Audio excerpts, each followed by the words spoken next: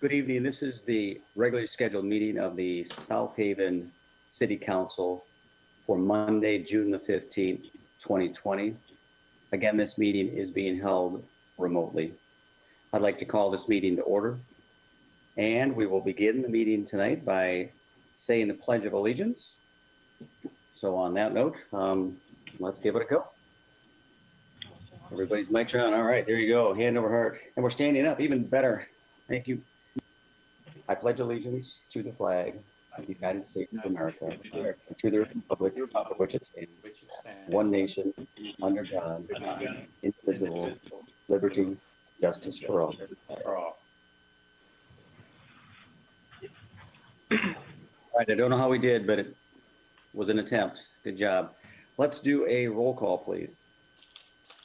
Jeff Arnold. Jeff Arnold here. Chris Campbell. Here. Joe Reeser. Here. Steve Schlack. Here. George Sleeper. Here. Letitia Wilkins. Here. Scott Smith. Here. I'm going to start out today. We have a proclamation that we're going to read tonight for the American Association of University Women. I'd like to start with that. So we will do that. My daughter didn't rush into the room to read it, so I will read it. Whereas, since the beginning of the United States of America, women asserted their right to full participation in our democracy with all the privileges and responsibilities of citizenship, including the right to vote. And whereas American women organized nationally for the constitutional right to vote beginning in July 1848. And whereas courageous women met, wrote, spoke, lobbied, petitioned, marched, and suffered violence and imprisonment in pursuit of suffrage. And whereas women petitioned the Michigan legislature for the right to vote as early as 1855. And whereas more states and territories granted women the right to vote before the U.S. Congress granted that right. And whereas Michigan approved a state constitutional amendment for women's suffrage in 1918, and whereas women convinced more men to support their right to full citizenship and the right to vote, and whereas the U.S. Congress passed the 19th Amendment in 1919, which went to the states for the needed 3/4 ratification, and whereas Michigan was one of the first states to ratify the 19th Amendment on June the 10th, 1919, and whereas the 19th Amendment to the United States Constitution was ratified on August the 18th, 1920, guaranteeing and protecting the constitutional right of American women to vote. And whereas the 19th Amendment states, the right of citizens of the United States to vote shall not be denied or abridged by the United States or by any state on account of sex. And whereas the 19th Amendment resulted in women participating more fully and gaining influence in our democratic process and society.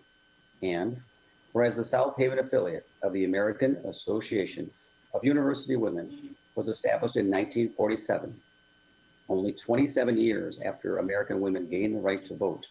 And whereas the South Haven affiliate of the American Association of University Women honors the legacy of the 19th Amendment by advocating for equity for women and girls and providing community service. And whereas the South Haven affiliate of the American Association of University Women promotes and facilitates voter registration and candidate forums for area citizens. And whereas the 100th anniversary of the ratification of the 19th Amendment to the U.S. Constitution in the year 2020 commemorates a milestone of democracy. Now, therefore, let it be resolved that the City of South Haven honors and celebrates the 100th anniversary of the 19th Amendment and the importance of the right to vote for women. So again, thank you very much to the American Association of University Women for all of the work they do. We appreciate the forums and all the good stuff they're doing. And before we do the agenda, I know we've got Gail Patterson on the phone. So can we plug her in to give us an update from the county? We can, and we also have Elaine Stevens from the AAUW who'd like to speak and address the council, Your Honor. Oh, then if she wants to go first, and then why don't we do that? That'd be wonderful. I didn't know she was on, and then let's get Gail after that. Caller, you're on with the council. Please state your name, and then you'll have 5 minutes to address the council. When you're done, just state that you're done with your comment.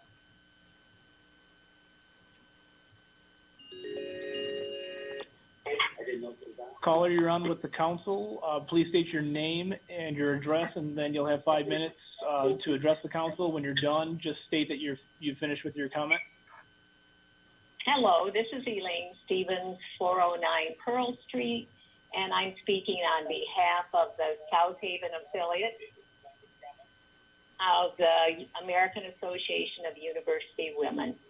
We have 153 members who serve South Haven. We thank you for the proclamation and for celebrating this historic milestone of our democracy. The right for our American women to vote has resulted in significant social, educational, and economic advancements during the last 100 years, and South Haven has benefited from it. Thank you very much. Thank you, Elaine, for all your work and for joining us on the call tonight. And again, we appreciate everything that you're doing. So wonderful organization.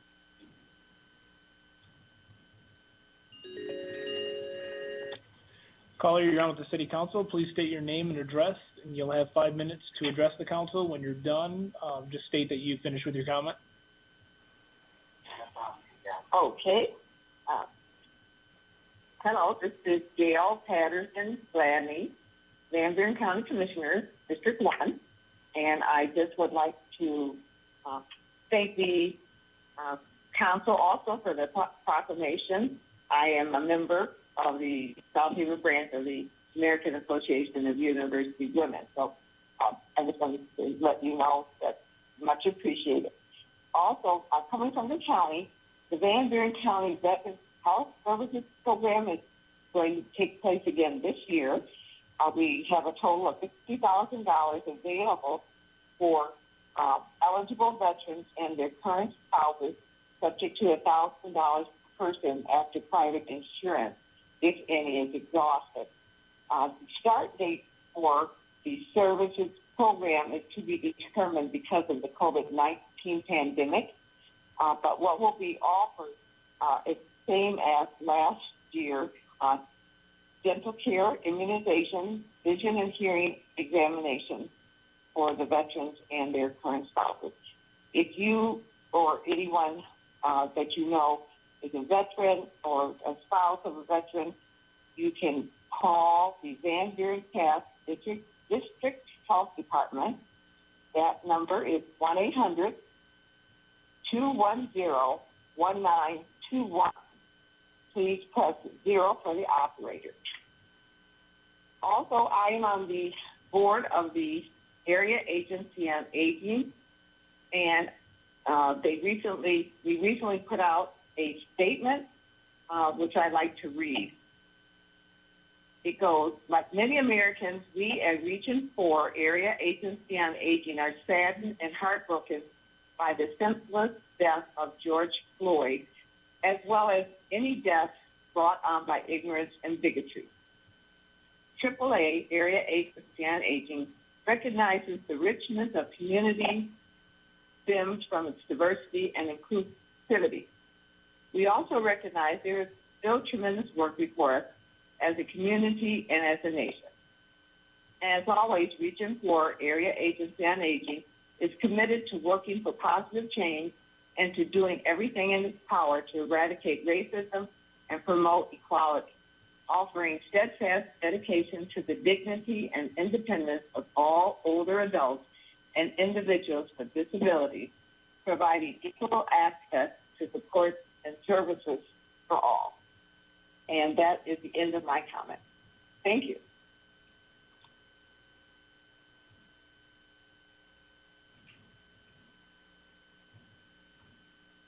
Well, Mr. Mayor, I think you're on mute. Yes, I was. Good call. Thank you. That will take us to the approval of the agenda.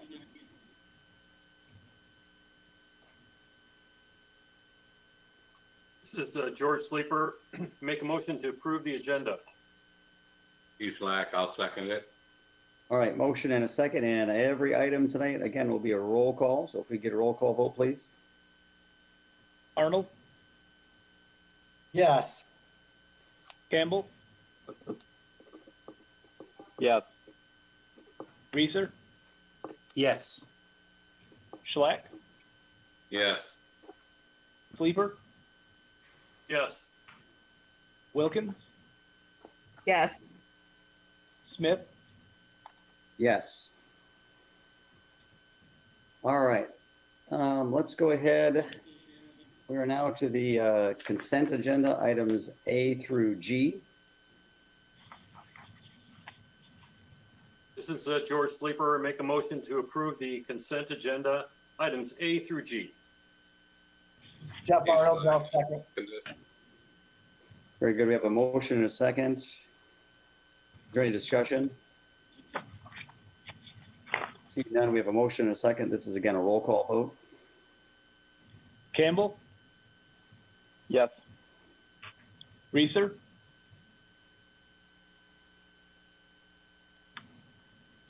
Sorry. Yes.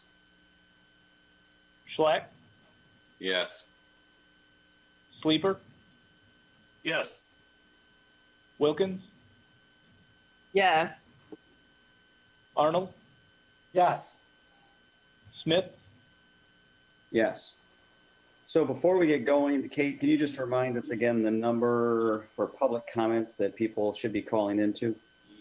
Absolutely, Mayor. The number to call in is 269-637-0777. That's 637-0777. And just to remind everyone at home, there's about a minute delay. So when you see us talking, we're about a minute ahead of you in real time. Sounds good. So I will just remind, our next item is going to be an old business item, but it's regarding the Dunkley Avenue area. So if folks want to just kind of be ready, we're going to take public comments on that in just a second here. So item 7, again, old business. The city council will be asked to consider approval of the proposed Dunkley Avenue and East Wells flood control plan.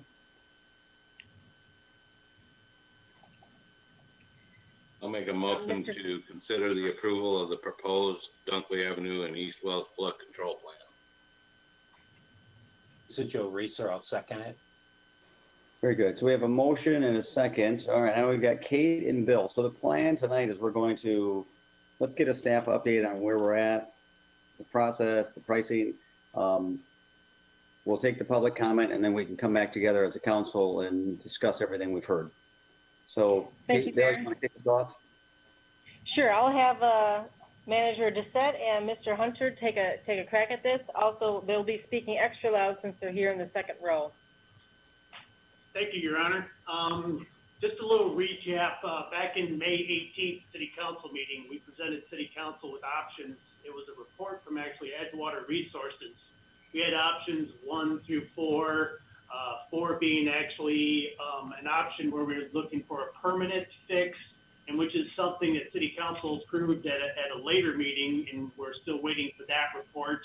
That was delayed actually due to COVID-19. We should be expecting that relatively within the next month or so. Again, going back, we implemented a plan where we put in 2 pumps at that time period. And that seemed to work. Pumps and some sandbags on Dunkley, just actually, let's call it just a little shy to the east of the intersection of Dunkley and Dunkley. We never did implement the sandbag option, and all that really was call it a V with an opening of 10 feet to allow traffic through. There seemed to be some concern with some of the residents there at that time to do that. So we didn't do that for the sake of, well, it would affect it, but that the pumps would have to run a little longer. That option 2, did work. There were times, of course, when we had events and it did flood up. And we knew that was going to happen as soon as the river connected with the let's call it the ditch water. When that finally met, the pumps couldn't kick up. But eventually during that time period, it did work. Now, fast forward to today, that's not working anymore. It's higher. Lake Michigan's higher, and it's expected to be even higher. We're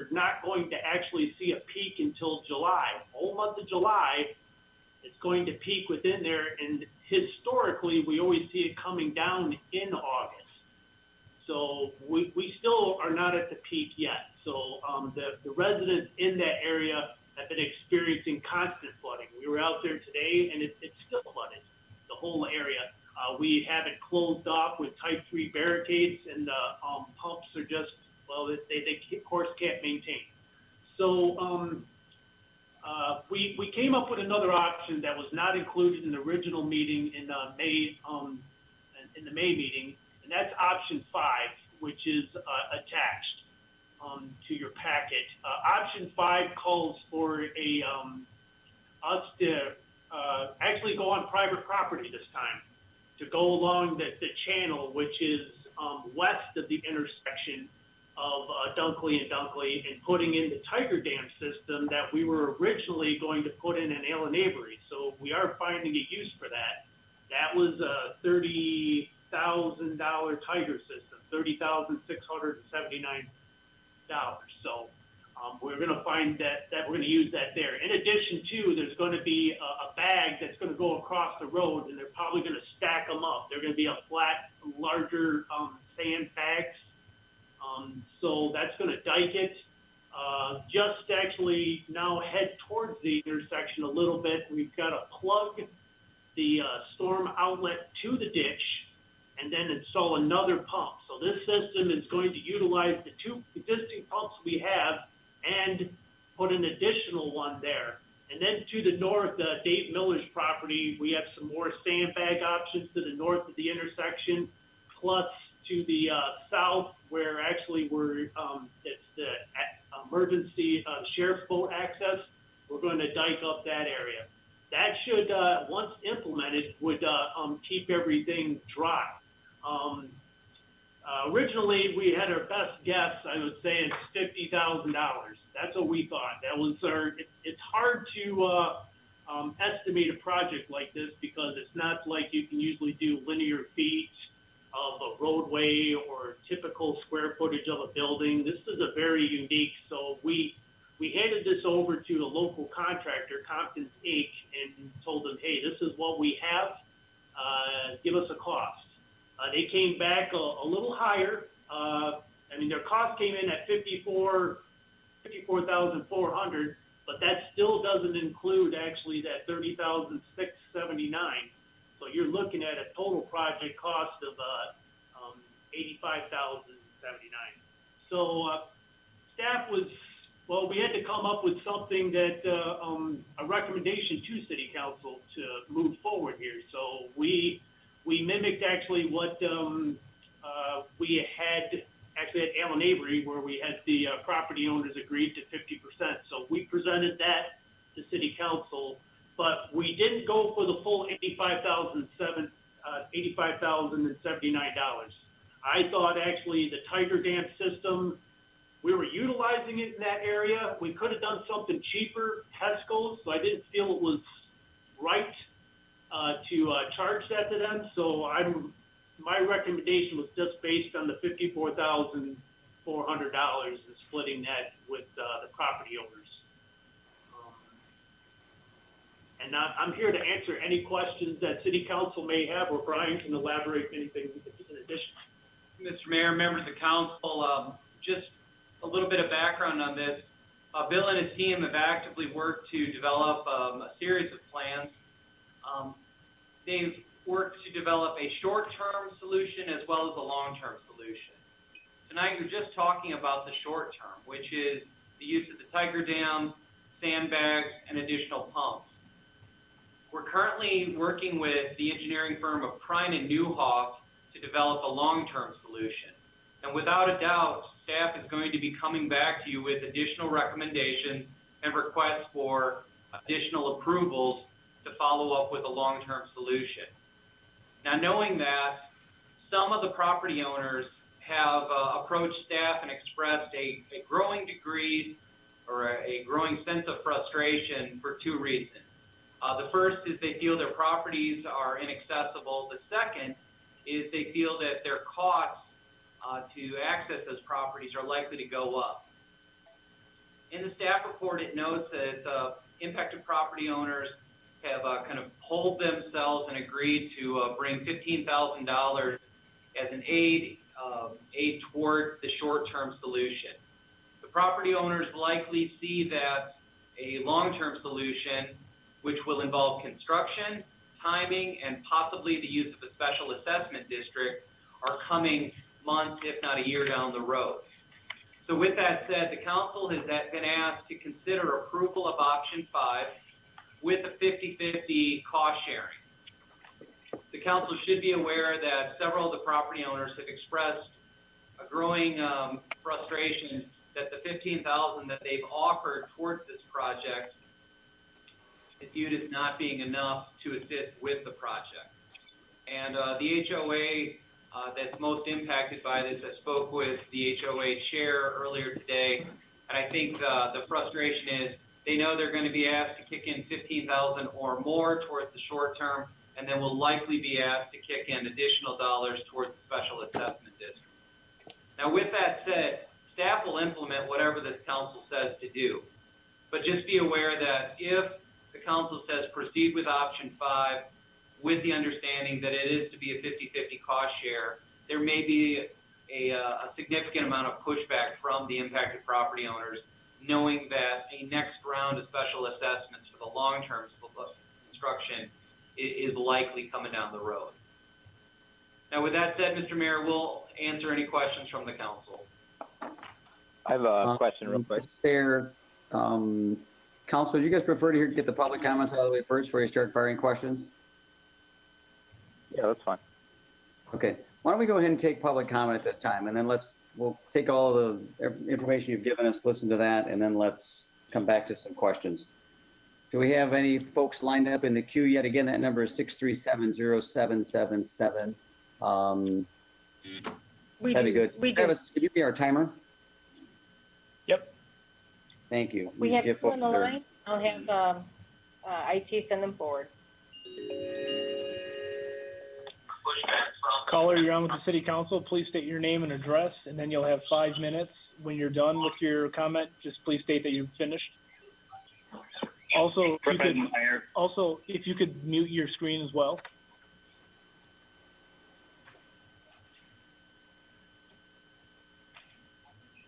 Okay, can you hear me? Yep. Okay, I turned it down. My name is Fred Meyer, 144 Dunkley, Unit 13.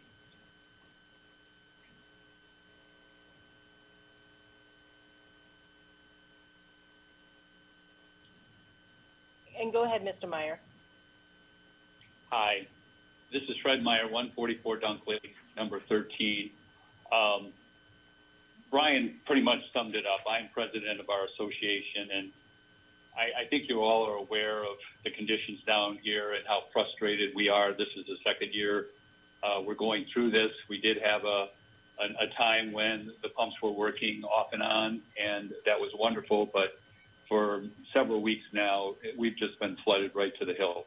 People can't drive their cars. You have to have a high truck or four-wheel drive to get in and out of here. It's crazy.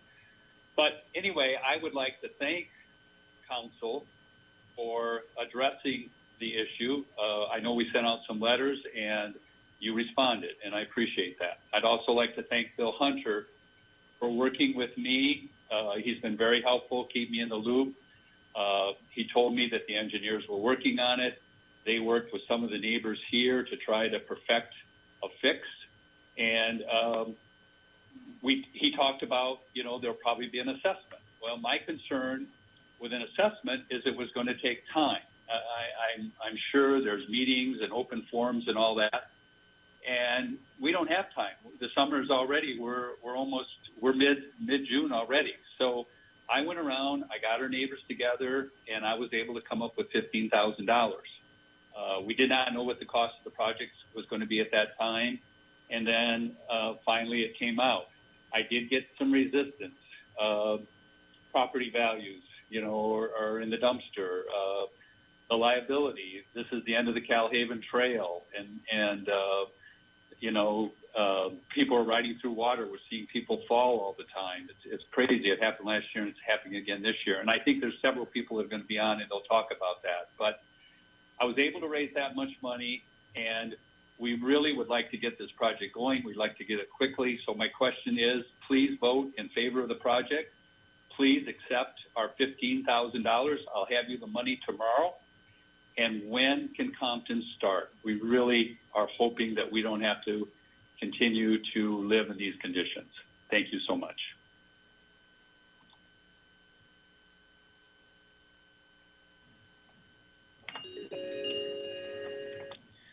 Caller, you're on with the City Council. Please state your name and address. You'll have 5 minutes to address the council. Please also make sure that if you've got your computer mic on, that you turn that down. And when you have finished with your comment, just state that you're finished. Okay, Heinz Schroeder. I'm at also 144 Dunkley. I have unit number 14.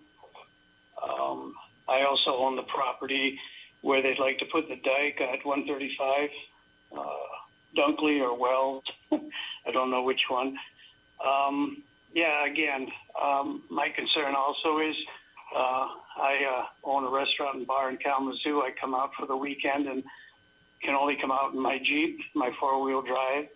I can't drive a car out here. My wife can't drive a car out here.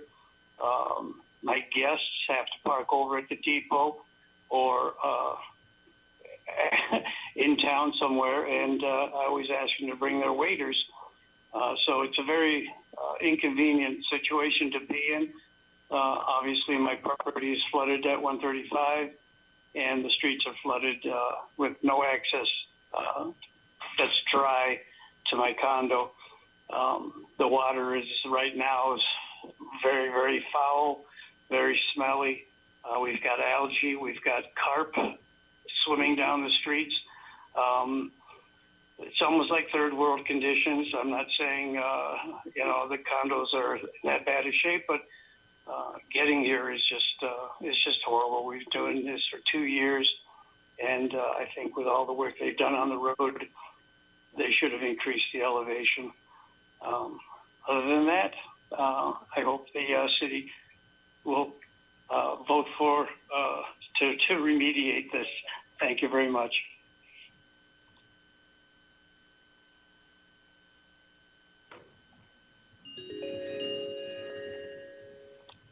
Caller, you're on with the City Council. Please state your name and address, and then you'll have 5 minutes. When you finish with your comment, just state that you're finished, and if you've got your computer microphone turned on, please make sure to mute that as well. This is Alan Silverman. I too live at 144 Dunkley, number 11. First, I want to thank all of you who responded to my emails. I appreciate very much your attention to this situation, and it's my firm belief then and continues to be, unless you have been on the street, unless you understand the difficult conditions that we have been faced with since the beginning of April, unless you have seen for yourself the fact that you can't cross the street without either driving or wading through just awful, smelly water. Unless you've seen that, it's hard to really give credence to the level of the problem. One of the things that I think it's important to recognize is that Dunkley has been dug up twice in the last several years. Each time they did that, the street was lowered somewhat, and if you look at where the water is accumulating, it's accumulating in the area that they have lowered Dunkley. We've had high water in the past. I lived here in '86 when we had the previous high water mark, and we had just one day that the water ran down the street, but because of the level of the street at that time compared to the level after reconstruction, it all ran off. And so I don't know why it was decided that it was appropriate to reduce the level of Dunkley, but that has caused significant problems and has contributed or exacerbated the flooding situation. The residents of the area are 100% behind the emergency measures that need to be taken to to try out our street, and we support it. And my neighbor Fred Meyer, he spent a lot of time attempting to put together a fund which would help support that expenditure. And frankly, we were all surprised when it was rejected, especially in light of the fact that we know that any permanent fix will probably result in additional expenditures to these very same residents. So we urge you to approve the proposal for it to move forward quickly and to accept the $15,000 that Fred has had committed toward this project, which will be contributed to the city. Thank you, and again, special thanks to all of those that responded to my emails and visited Dunkley. Thank you. Thanks, Alan. Appreciate the call.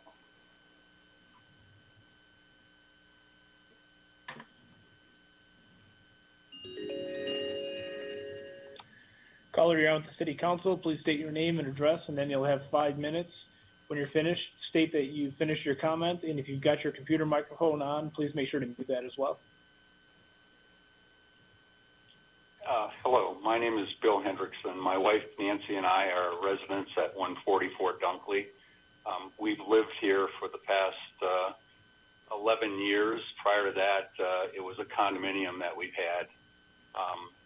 We really appreciate the council taking a look at this situation. We've been hoping for the water to go down, but we know hope is not a strategy, and we're glad that the council is looking at strategies to alleviate the problem.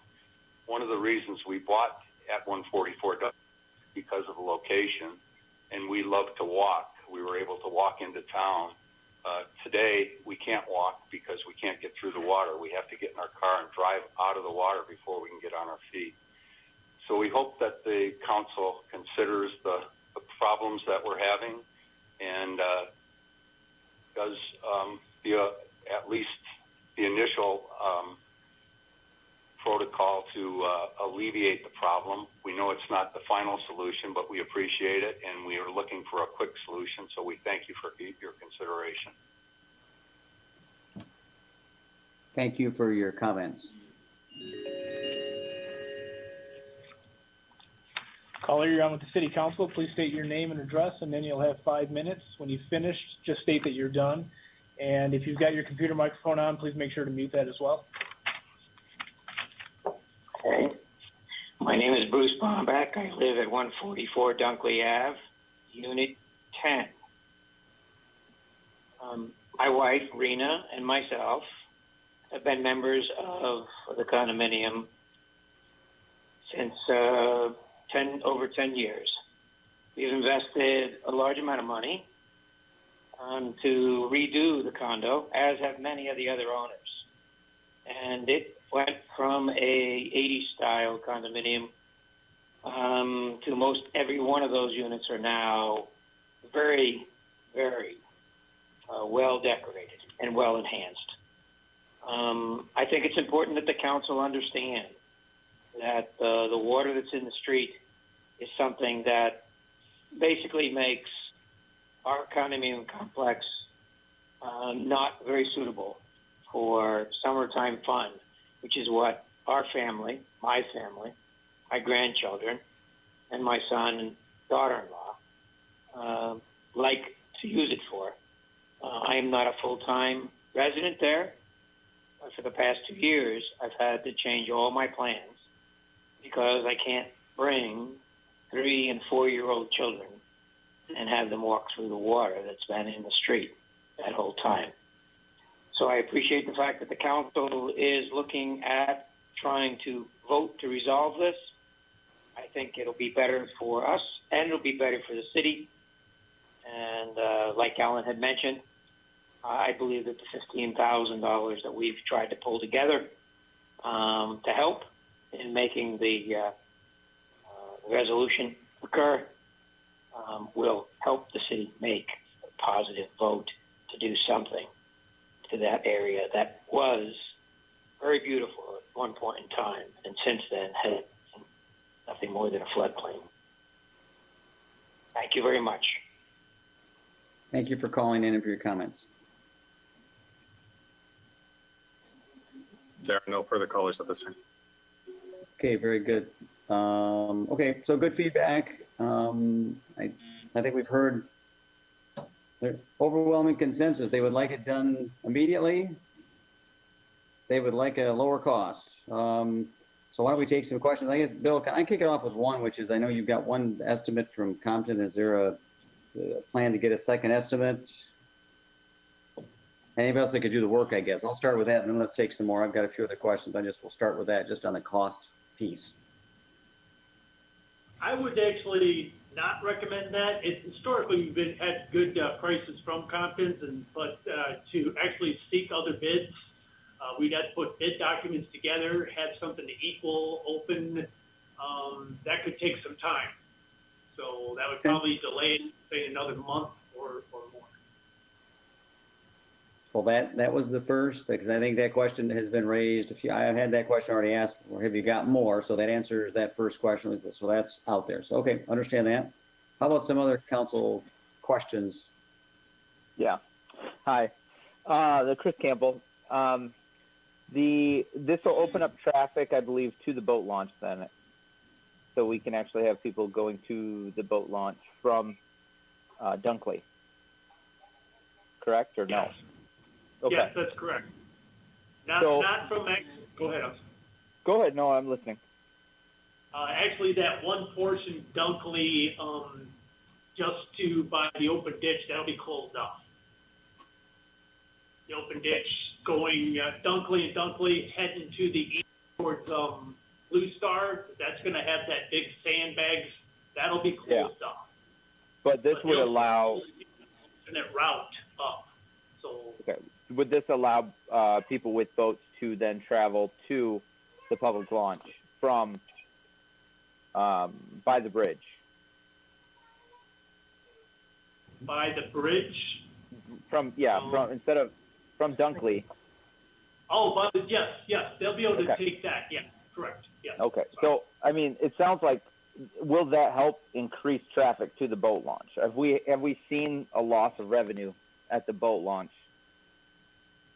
because of having people circle around or people being pushed away because of it? I look at everything as numbers. I'd have to look into that. I'm not sure on that one.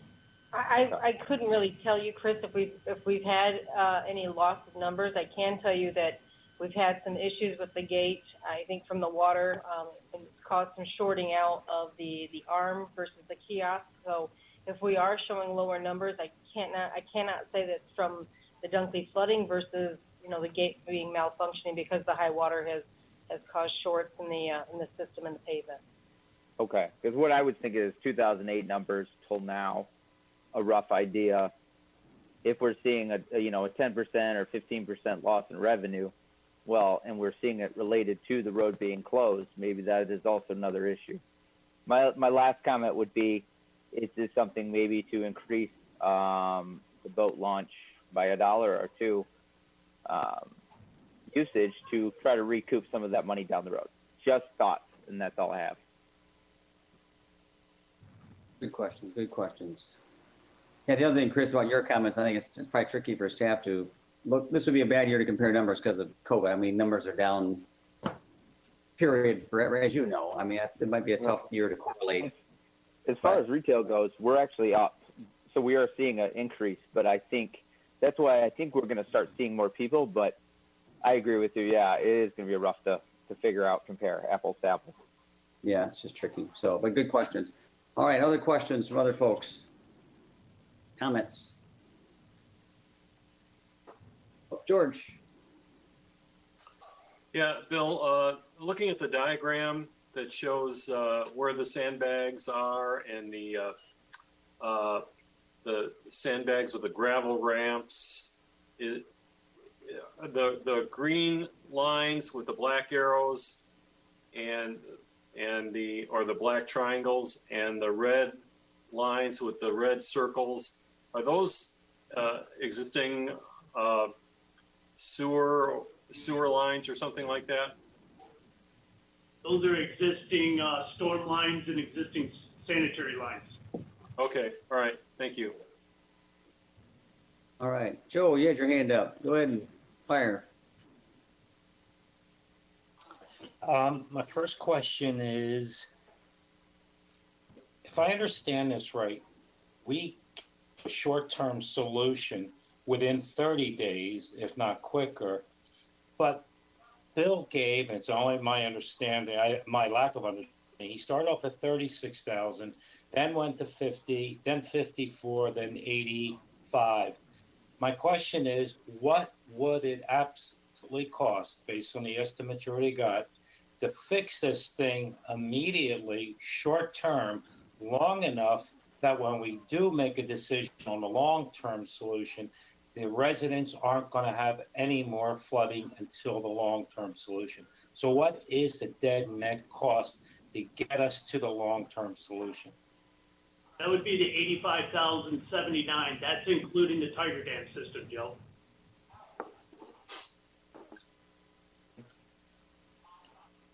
And then how quick could we start it and finish it to relieve the residents of the damage and the flooding? If we had approval, I'd have to get a hold of Compton's and discuss that matter with them. So right now, you don't know how quick a short-term solution could be. No, I don't know at this time. It could take a couple of weeks because it's mostly just manpower and filling sandbags and then setting up Tiger Dam systems. So I couldn't think it would take more than a couple of weeks, but that's my best guess. Okay. Then my final question is, are any of these solutions, these short-term from the 36 to the 85, are these solutions that could go towards the long-term fix? In other words, is any of this construction, any of the sandbag, anything that we're doing could help the long term? Do you understand the question? I understand the question. It's not a complete waste of money where we're not spending it, saving the residents' homes from flooding, and then a year or two from now start a whole new project, or is some of this usable for the long-term solution?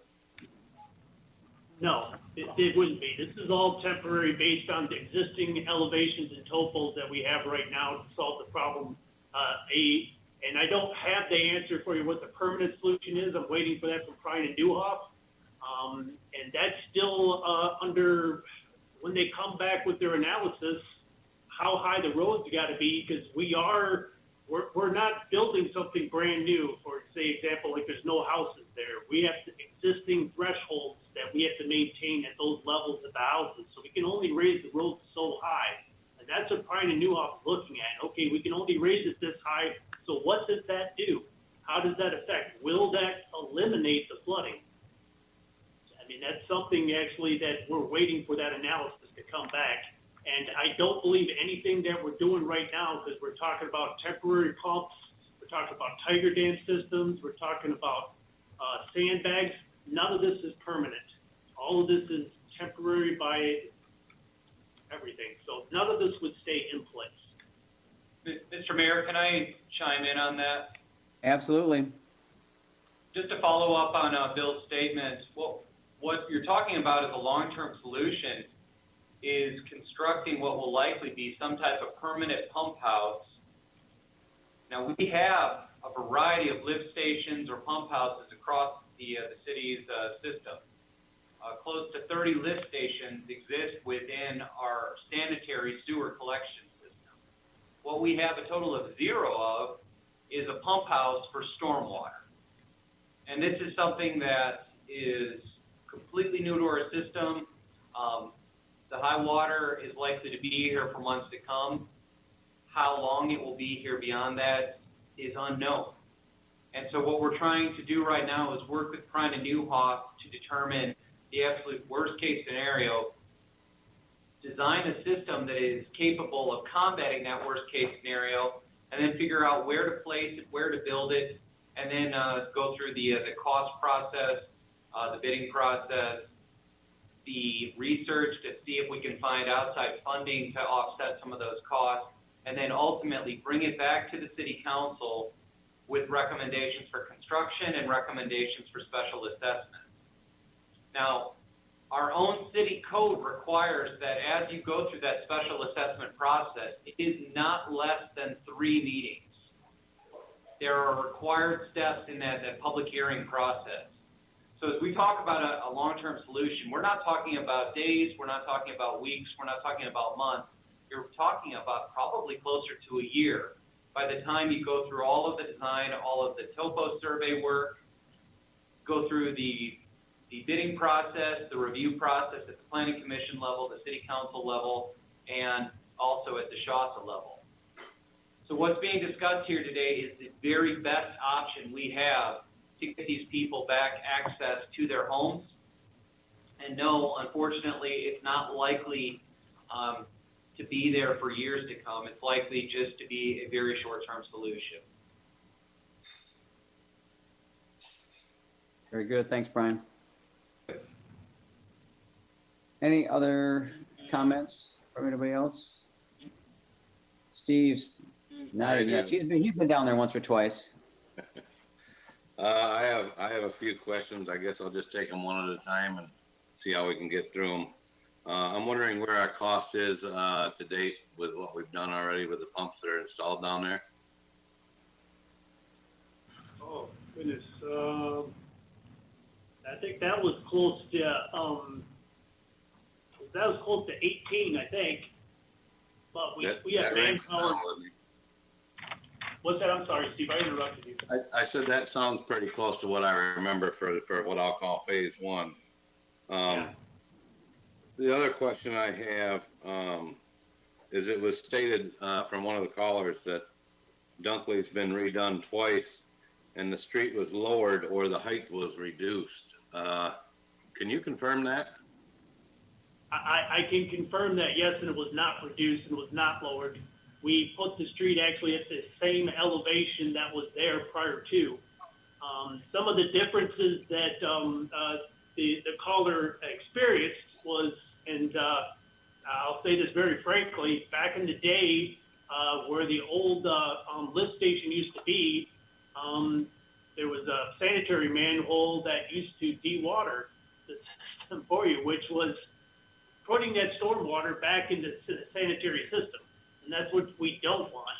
Right now, actually, if we even tried doing that, it would overload we would overload the plant so much that instantly we would have to have a sanitary sewer. We'd have to put a sanitary sewer notice out immediately.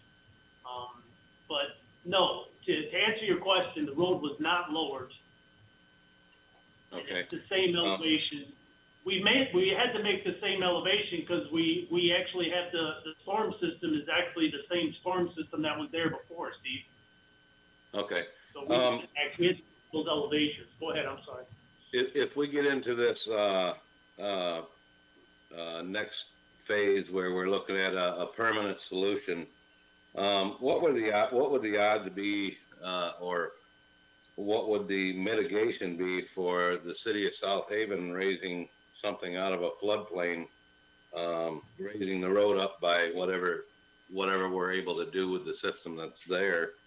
Won't that be quite a long process with the, I guess it's the Department of Environmental Quality, I think it has a different name now, but that's going to be quite a long process and permitting process, would it not be?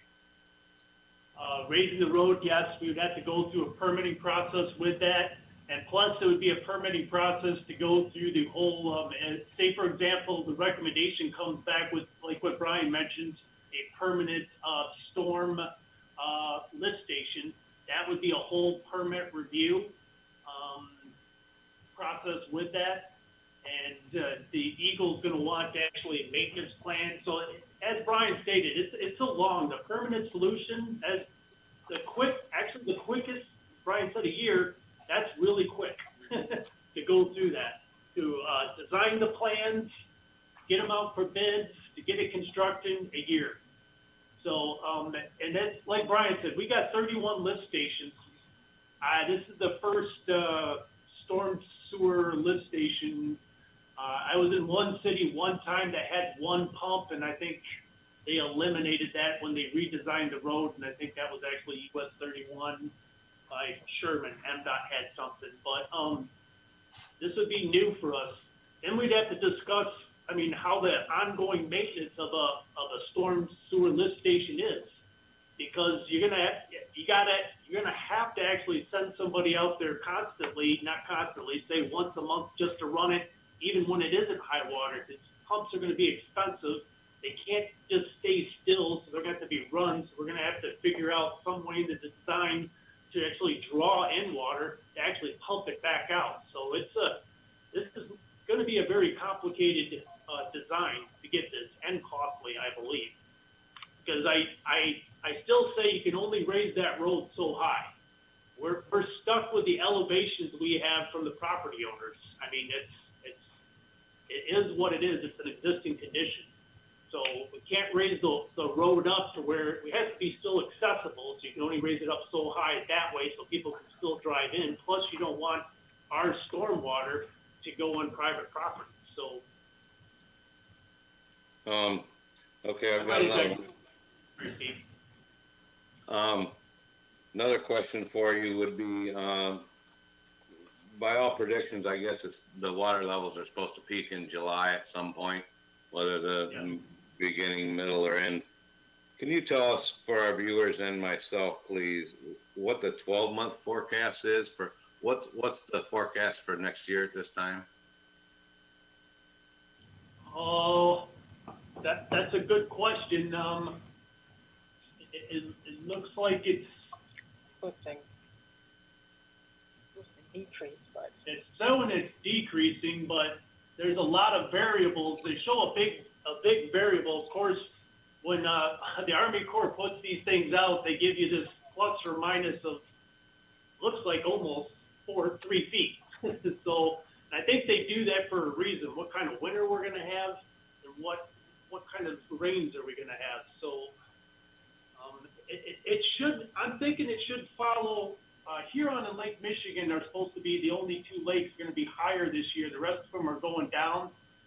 We theoretically should see that happening, but that's why I say theoretically, because it's based on water coming in the winter we're going to have. So right now it's projected at 582.68 for July of 2021, and that is higher than the 582.35 that's currently observed. So we're going to be with this for a while by all best guesses. Yeah, and that's based on a simulated supply, so who knows? Another question I have is wondering what kind of costs are involved in what we're getting now for the long-term solution. What are we spending for that? Oh, I'm sorry, I don't have that with me right now. But there is a cost, correct? There is a cost. It's over 20. Okay. I gotta look that up. My apologies.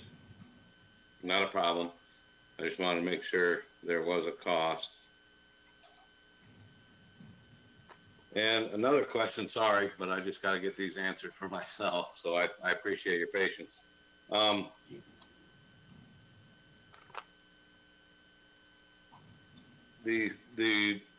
This temporary plan that we have in front of us that we're looking at is at best will open the road back up for traffic, but it does nothing to protect the property of the property owners, correct? From their houses flooding or the condominiums flooding? From the channel side, or? Correct, from anywhere. Yep. It doesn't. You're absolutely right. So this opens up the road. My question with that, then, you've got sandbags placed on the road with gravel ramps to allow traffic to flow through there with the gravel ramps over the sandbags. Number one, how high of a ramp is that going to be? What's the grade going to be? And to Chris Campbell's question, whether boats could get to the launch ramp, I have to question the grade of that ramp and how high that sandbag system would be as well. Those ramps would only be accessible, actually, the one on Dunkley where they're going across by that channel, it's only going to be accessible by like an emergency vehicle. You're not going to have traffic. It's going to be closed off. So they're only going to have access actually from that access point they have right now going up to the Black River, right over by the parking lot there. So it still keeps Dunkley closed going east towards Wells, but opens Dunkley from Broadway to the launch ramps. Correct. Okay. Hey, Steve, Yeah. just to circle back to your question about the ongoing cost, at the March 16th, the second meeting in March, the council approved Prime and Newhoff for Dunkley flooding improvements in the amount of $19,000.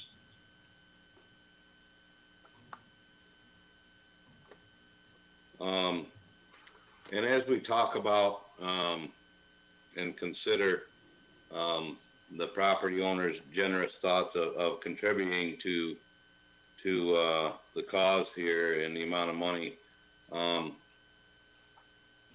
do we have any confirmation that Fred Meyer is the manager of the condominiums? Does he have a signed resolution from the condominium association to speak on their behalf? Or can we ask that of him if the need arises? I think we can ask that of him. I'm sure Fred can get that to us. Fred's been the only one I've been speaking to. Been my only point of contact. And lastly, is just a personal concern of mine. I would hate to throw money at it, and then the end of July, the water goes down. We have a big concern about these property owners not having access to their property without having to drive through the water. They obviously can't walk through it. But we also have Black River Park Marina that is open to boaters, that there's no way to get there either without going through water. I actually have bottomed out on the roadway going to the launch ramp, so if that is a concern of mine as well. And those people own property in those slips, so they have no access without water getting to their slips as well.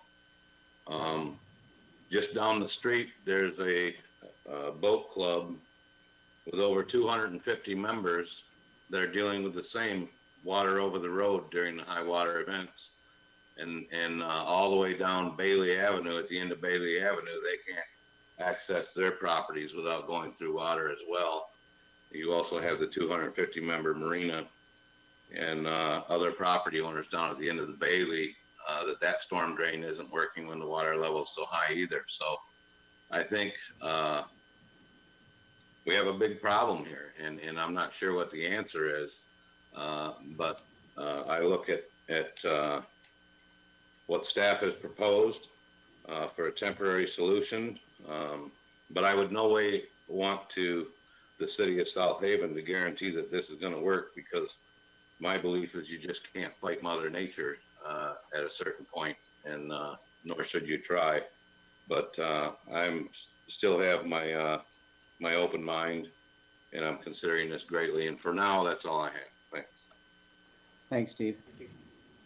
Good questions. Anybody else have questions? Otherwise, I'm going to fire a few too. But back to Joe. Go ahead, Joe. Yeah. Steve brought up an interesting and an important point, and that the question he asked and got an answer for is, I was all ready to support this until I heard that'll only let traffic. It won't save the condominiums themselves, their homes. The one gentleman, Mr. Silverman, walked me through a basement and his first floor of his home and showed me that it's been flooded a couple times, and he has made a claim. I don't want to be wrong, but let's just say it was 41,000 is a number I remember, against the insurance company. That's for his property. And now we're going to spend $8,000 possibly, and we can't even save his property.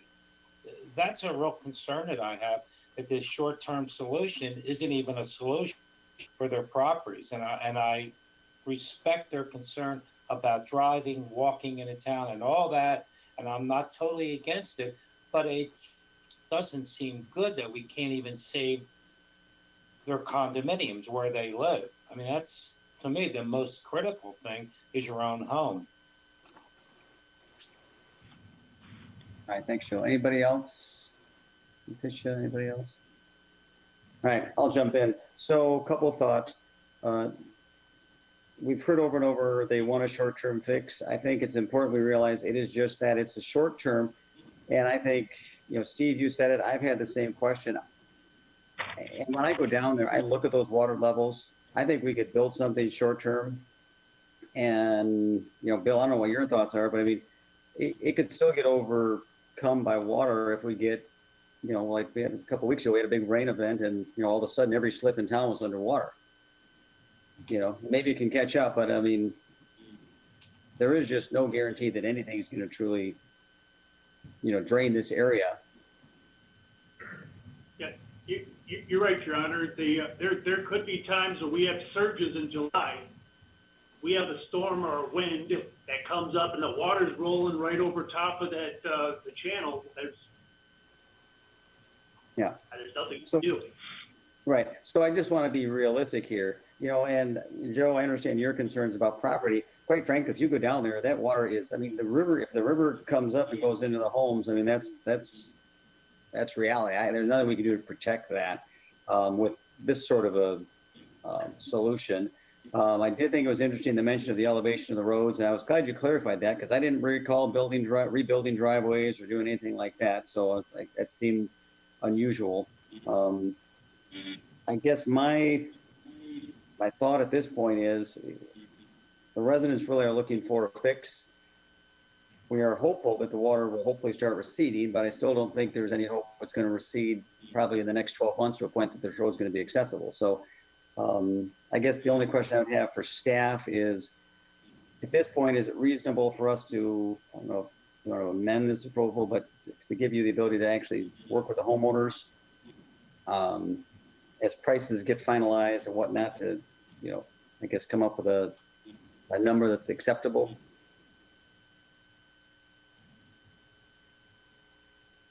So altering the recommendation where we negotiate directly with the property owner, staff does? Is that what you're saying, Your Honor? Yeah, well, I might have, I could sit in that as well. I guess we didn't have a final number, and I feel like, or we just leave it at a 50% split if that's the, I mean, which is, I guess that's just as simple. If that's the ultimate, that's where it sits right now. I guess I'm just curious on any council comments on letting staff work with them if the number varies from that 54.4 number. I think the Tiger Dam needs to be taken out of the equation of this, though, because it is a tool we have that we should be using somewhere already at this point. And it is a tool we'll reuse at other points. Yeah, and it's out. His proposal would be half of that 54.4 number. So that's, the Tiger Dams are not included in that number. So that's a good point, but it is out already. But still the number's higher than the number they're looking for. So I'm looking for a little, you know, thought process either from the group or from staff if we have a number that we've come up with. Mr. Mayor? If we're looking. Yes, sir.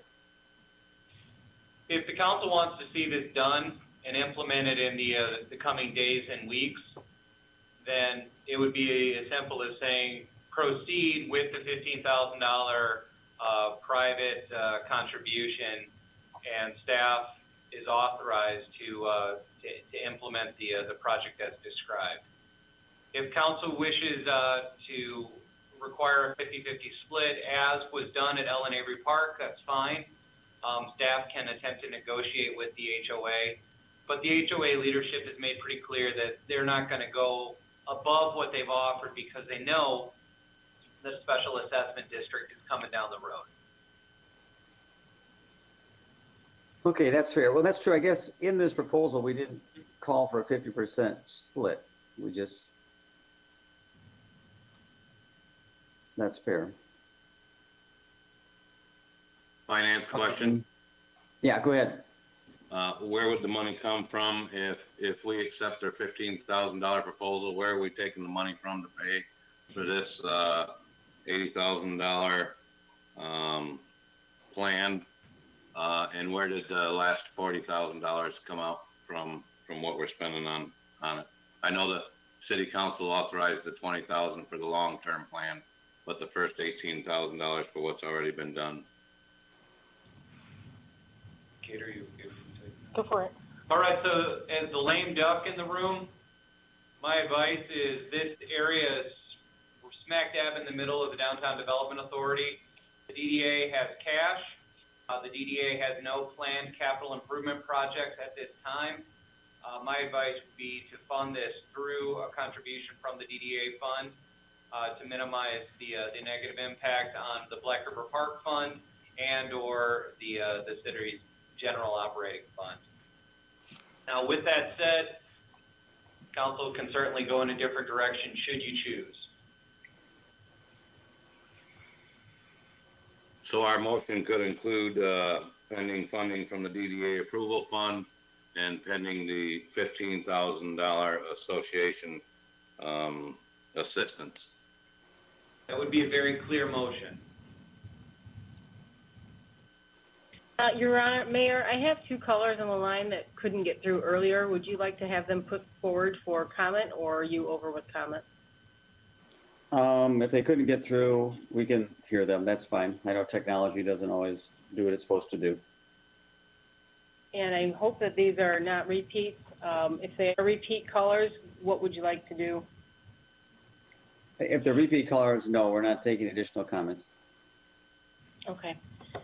If we can have IT put them forward, and we'll just ask if they've already made their comment.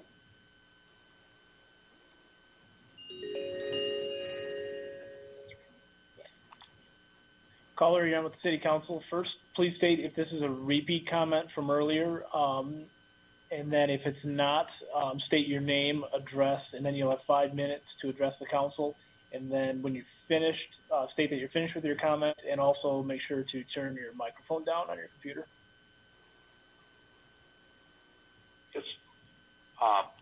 This is not a repeat comment, but I am a repeat caller. My name is Bill Hendrickson. I had spoken earlier. I just wanted to. Okay, so we're going to go to another caller. Yes, let's just, sorry, Kate, did you guys let them know we're going to not do repeat calls? We can make that clear that if they're calling for a second time, but they've already had their first comment, we can make that clear. So we'll have IT call up the second person. Thank you. Make that clear that their second comment, sorry, not a repeat comment.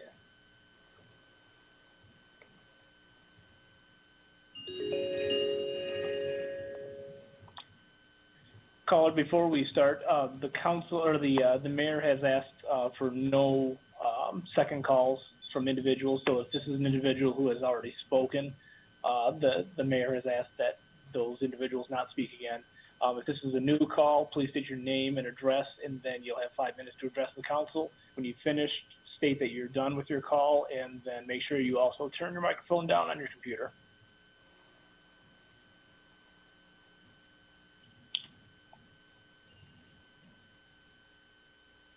Hello?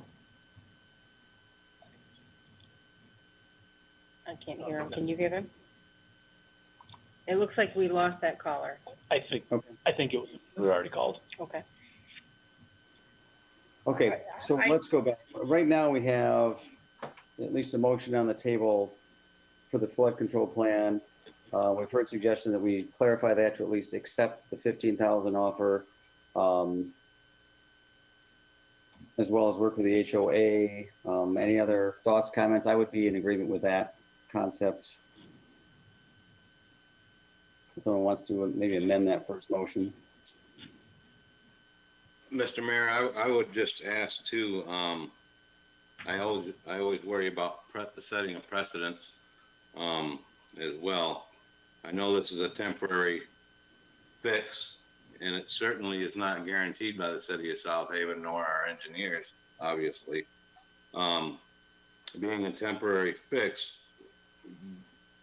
would we be setting a precedence for fixing the access to the lawn tramps or fixing the people's access to Bailey Avenue at the end down by the Riverbend Boat Club? I don't know if we have legal counsel on tonight, but I worry about setting a precedence as well in the cost of the city overall. Yeah, I think that's a fair question, and I think your comments are well taken as far as maybe we just need to make sure in the long-term fixed plan, we're looking at all these flooding points, that people that don't have road access. I mean, it should be part of a more comprehensive plan. I guess I'll defer to staff for their thoughts on, I think this is kind of a unique space, but I'll defer to staff's thoughts on the precedent question and the other areas you're talking about. I can have staff answer that, and then we still have we have another caller, but this will not be a caller calling in for the second time. Okay. Well, that's a good question. Are we setting a precedent? Originally, that's why my recommendation was the 50-50. I thought actually we already set a precedent at Allen Avery. That's why I was moving forward with that. So it's a good question. I mean, is it something we're doing? It's probably something that would come up. When they come up to the next council meeting or something and ask, it's something that, yes, I think we would be setting a precedent. It is unique, but everybody can argue every location is unique in one way, shape, or form. So go ahead, Brian. Mr. Mayor, once again, as the lame duck in the room, I will bring about a decade or longer of perspective for the council's consideration. When the Dykeman Avenue reconstruction project occurred in the past 5 years, at that time, a local historian brought forward a copy of the original special assessment district when Dykeman was originally constructed right around 1890. At that time, a special assessment tool was used. I only bring that up to talk about historical perspective. The city of South Haven has used special assessments for the better part of a century. For the last 15 to 20 years, the special assessment process is generally focused on sanitary sewer and drinking water, 25% of those costs being borne by the impacted property owners. We have not used special assessments for stormwater in several decades, but that's not to say that it hasn't been done previously. What the council is essentially asking is, are you setting a precedent on future special assessments? And I would say, yeah, probably you are, because you are building infrastructure that directly combats high water. You are well within your right to set that precedent. You're well within your right to assess whatever you think is fair. This city has used that tool for over a century, and as you look back over that century, the amounts charged on a special assessment district has varied widely from just a simple dollar amount to a percentage amount to a complete ignoring of the storm infrastructure. The council can come up with a policy and implement that policy however you see fit. If you want to go 50-50, you certainly can. If you want to just accept the 15,000, you certainly can, because you have a good understanding that additional assessments are coming. Now, I'm not telling you how to do this. I'm just saying that look at the history, and there's documented fact that assessments have varied widely over that century or longer. Again, I apologize. I'm kind of up on my soapbox right now, but that's just looking at it with just a little bit longer tenure. Yeah. Well, no, I agree, Brian. My problem is I've sort of split this apart because I don't feel like we're talking about at this point in time a special assessment district, because we're sort of moved. That's coming in the future, to your point. And when we did the St. Joe project, those assessments were higher than some of the other ones because we weren't. The city wasn't quite as good at getting grant dollars at that time. More grant dollars meant less to the homeowners. So to your point, the amounts were different as funding sources changed. So I think the question of the precedent really has to do with this short-term fix, and I think that's kind of a comfort level of this council. If we feel comfortable taking that 15,000, and to your point, it just gets the project going. Knowing there's likely going to be a larger special assessment coming down the road, that's kind of where we're at. So, I'd like to make one point. The Allen Avery project that we did the 50% on, that's actually extending a sheeting wall up, which is more of a permanent fix in that area. Does it solve the flooding over there? No, because you still have the outfall, and that water will still equalize. So the water coming over in LA Park, that's a permanent fix that stays there. So you could say, for example, yes, that one's 50-50, but it's a permanent fix. This here, what we're proposing here is a temporary fix. So if that helps, that's something to consider. That's a good point, Bill. That really, it is different. That's a good point. Mr. Mayor, I'm ready to make a motion if there's no other council comments. Sounds good. Let's hear it. I will make a motion that we improve the Dunkley Avenue flood control measures for temporary purpose of opening the street back up, pending the DDA funding and the $15,000 from the condo association on Dunkley Avenue. I think it's Marina Townhomes Condominium Association. Chris Campbell, I'll second.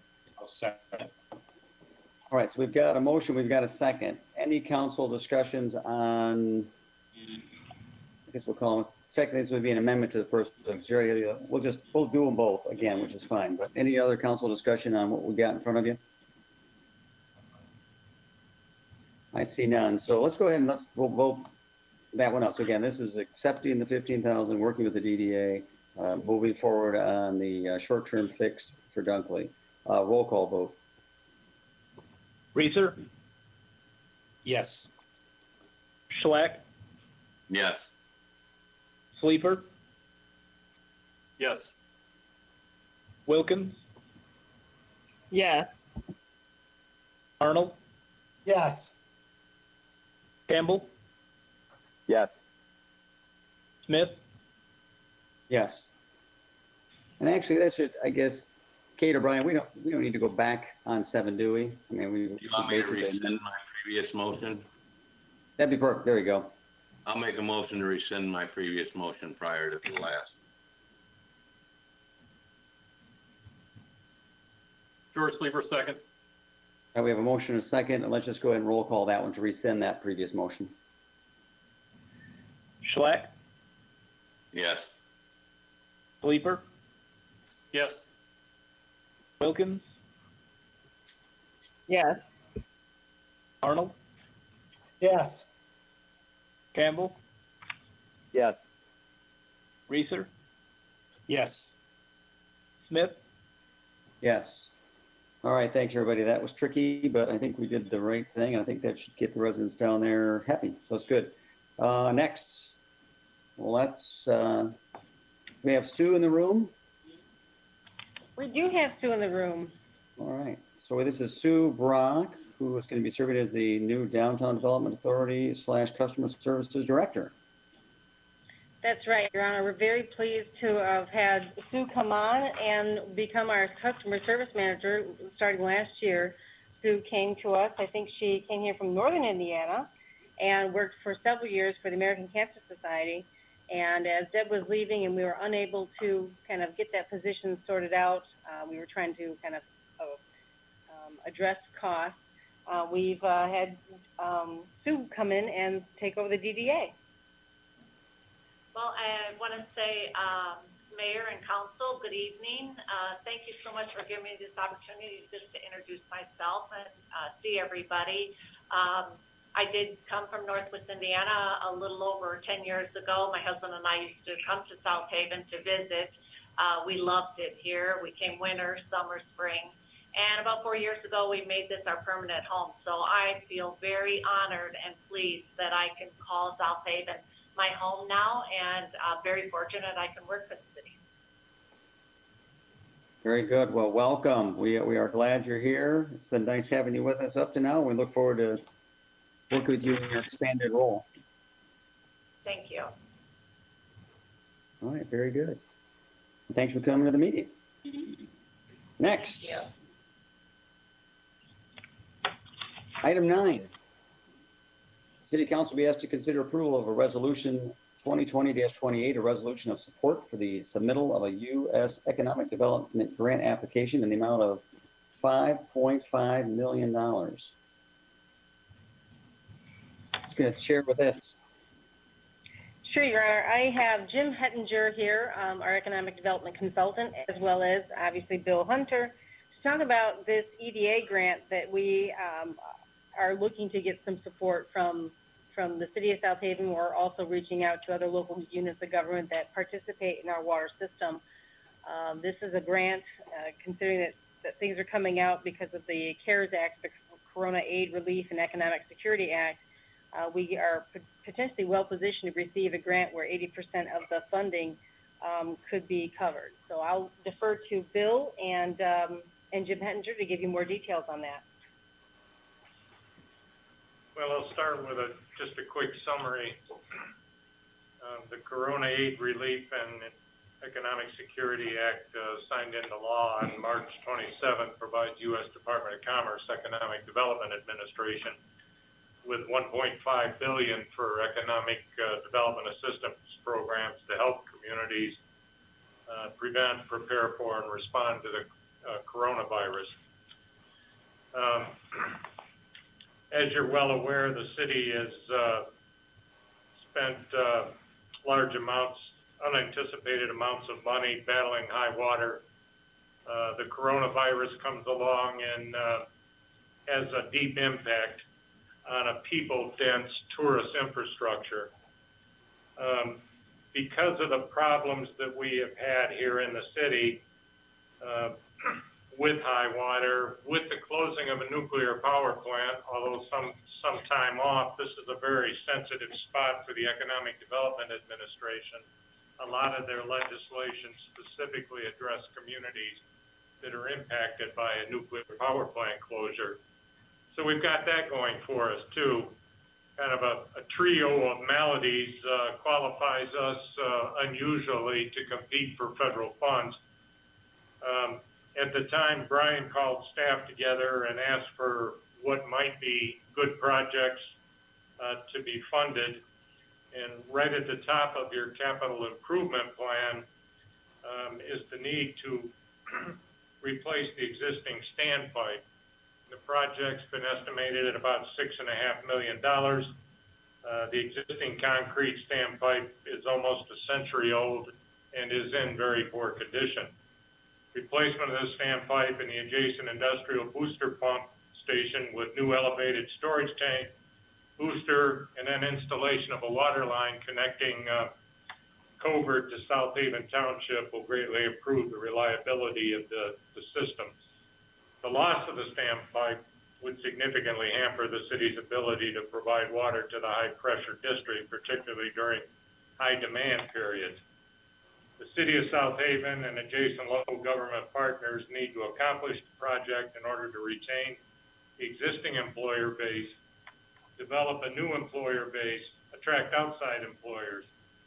The city's economic development plan, the strategic plan, calls for diversification toward a year-round economy, and in so doing, developing more community resilience.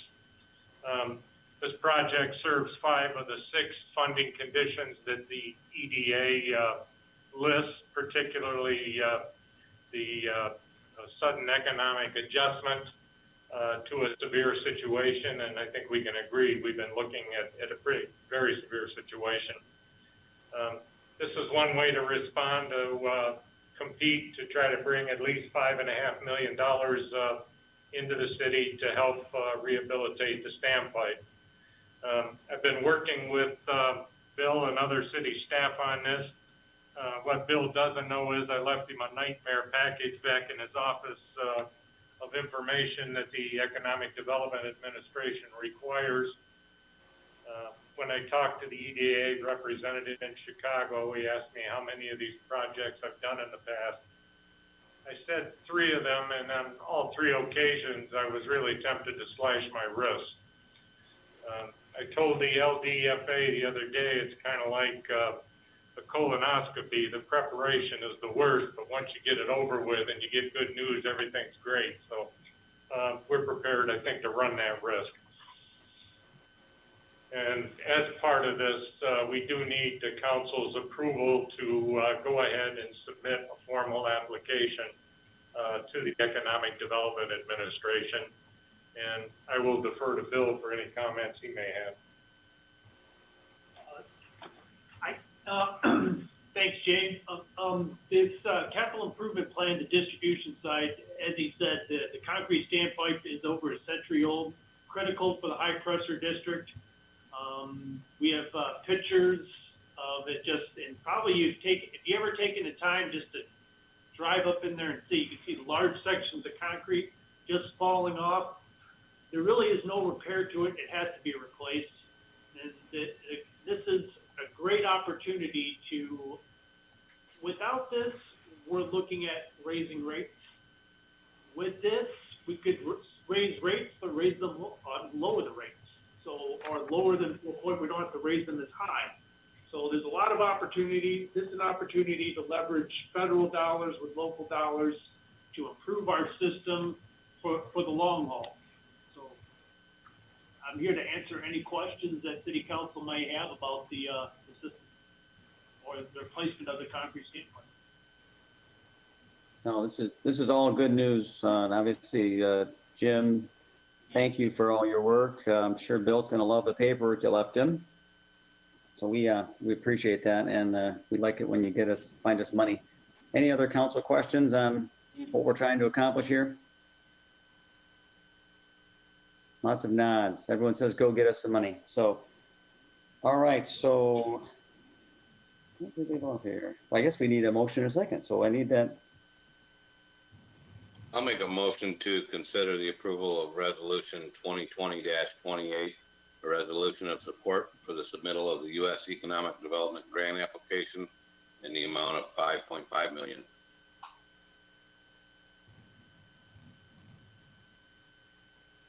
George Sleeper, I second. Very good. Motion and a second. Are there any other council comments? None. I guess, we didn't call off. Sorry, public comments, 637-0777. If you have any questions on this one, we'll give them a minute. Sorry to call in. Which actually is a good time just to remind the public as well. If you want to get in the queue right after this item, we're going to be at that point in the agenda where citizens in the audience can call in. So again, 637-0777 for the items not on the agenda. So we'll give another 30 seconds or so for item 9. Resolution 2020-28, and then we'll dial up the next item.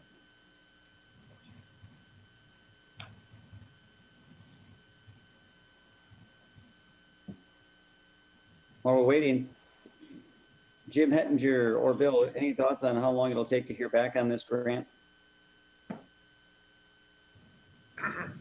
They would, we have to have a project summary to the Southwest Michigan Planning Council on July 10th, and then they will forward it ahead with comments. My own philosophy is we get ourselves together as much as possible.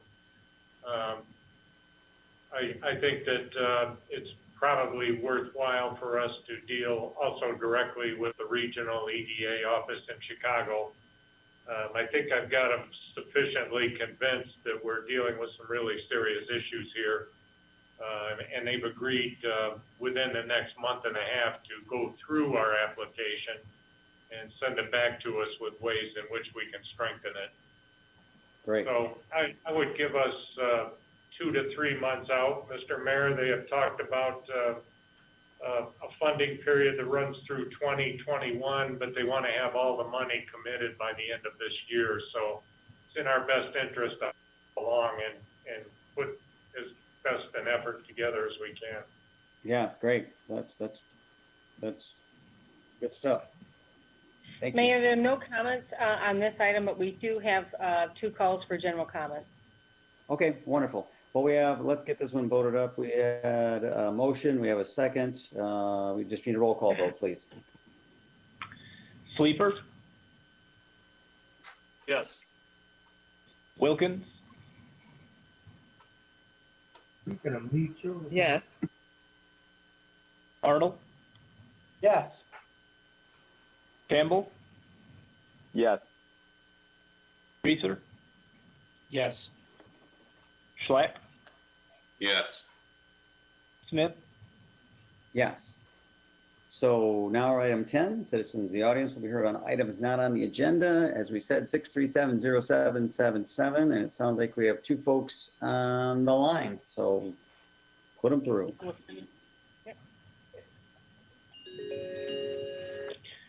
Caller, you're on the line with the city council. Please state your name and address, and then when you're finished, just state that you're done with your comments. As well, just make sure if you've got your computer on that you turn your microphone down.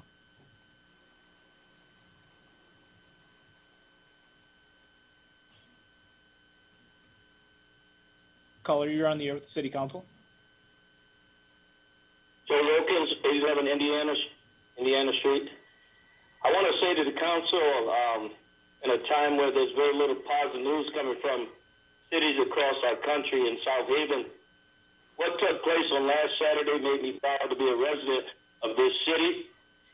When it comes to equality and diversity, I know we have a long way to go, but on last Saturday, many of our residents came together in a very historical march for Black Lives Matters, and I would like to say unity in the community. I know the paper covered it. The paper said about 800 people came out, but being there was, easily over 1,000. It was a very emotional time for me and my son to be a part of that march together. Our young people and older residents came out and joined together in a very peaceful march. I was really excited about that, and as an organizer, I want to personally thank our youth, the youth of our community. They represented themselves well.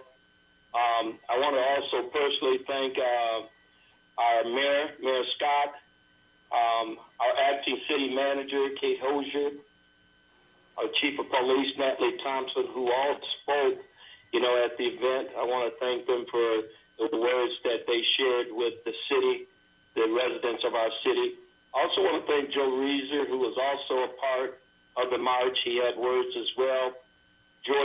Councilman George Sleeper and Councilwoman Letitia Wilkins also joined in the march. I realize others couldn't make the march, but I want to personally thank you for your support and prayers. It took a lot of prayers to pull off that type of event, especially during the tone of what's going on in our country. I want the march to many might not mean much, but for me and to others, it speaks volume of the kind of residents that we are blessed to have in this city. I just want to come online to personally thank all the residents. I know there was people that was nervous about backlash and stuff like that, but it ought to encourage many of us and reassure us that we have a great city, and the spirit of this city came forth on last Saturday. So that's my reason for coming on, for thanking city officials for leading by example as well. We have a long way to go, but that was a very, very positive sign on last week, and I truly believe together we stand, divided we fall. That is the end of my comments. Very good. Thanks, Joe. Joe, thanks for your leadership, and thanks for being there that day and making sure it went off like it did. I know that was a lot of work on your behalf, so thank you. I'm glad you and your son and everybody were able to participate. All right, who's got coming next? Caller, you're on the air with the city council. Please state your name and address, and then you'll have 5 minutes. And when you're finished, just make sure that you state that you're done with your comments. As well, if you have your computer microphone on, just make sure you turn that down. Thank you. My name is Clark Gruber. I live at 525 Superior Street, and I've got a lot to say about Brian Dissett, our outgoing city manager, and I'm not sure how I can get it into 5 minutes, but I'll just take a couple of these pages that I have here, just not read those. I think I just want to say thank you, Brian, to your leadership these last 12 years. I have had the pleasure of serving South Haven, and by all means, with the residents under 3 different city managers, Alan Vanderberg and Kevin Anderson and Brian. And I can tell you, I really think Brian shines above and beyond both of those individuals. And to learn that Brian used both of those individuals as mentors, and to know that he's continuing that mentorship on with others who have began their careers. I think what Brian has done for South Haven, we've seen the fruits of those labors now, and we will continue to see that through not only what we can see within the community, how helpful he has been to council members with the amount of communication that he provided us, second to none, and also with the leadership team that he's assembled, individuals that have both under his leadership gone on and taken on other leadership roles in other areas. And I know that by having Kate there, Kate's going to, in an interim position, serve us very well, and there's a great team there. So mostly I just wanted to call to say thank you for everything that you've done for South Haven. I am so happy that you're going to continue to be a part of our community as a community member, and I hope to run into you more often, both on the streets and on the bike trails. But those are my comments. Thank you. Clark. Appreciate it, Clark.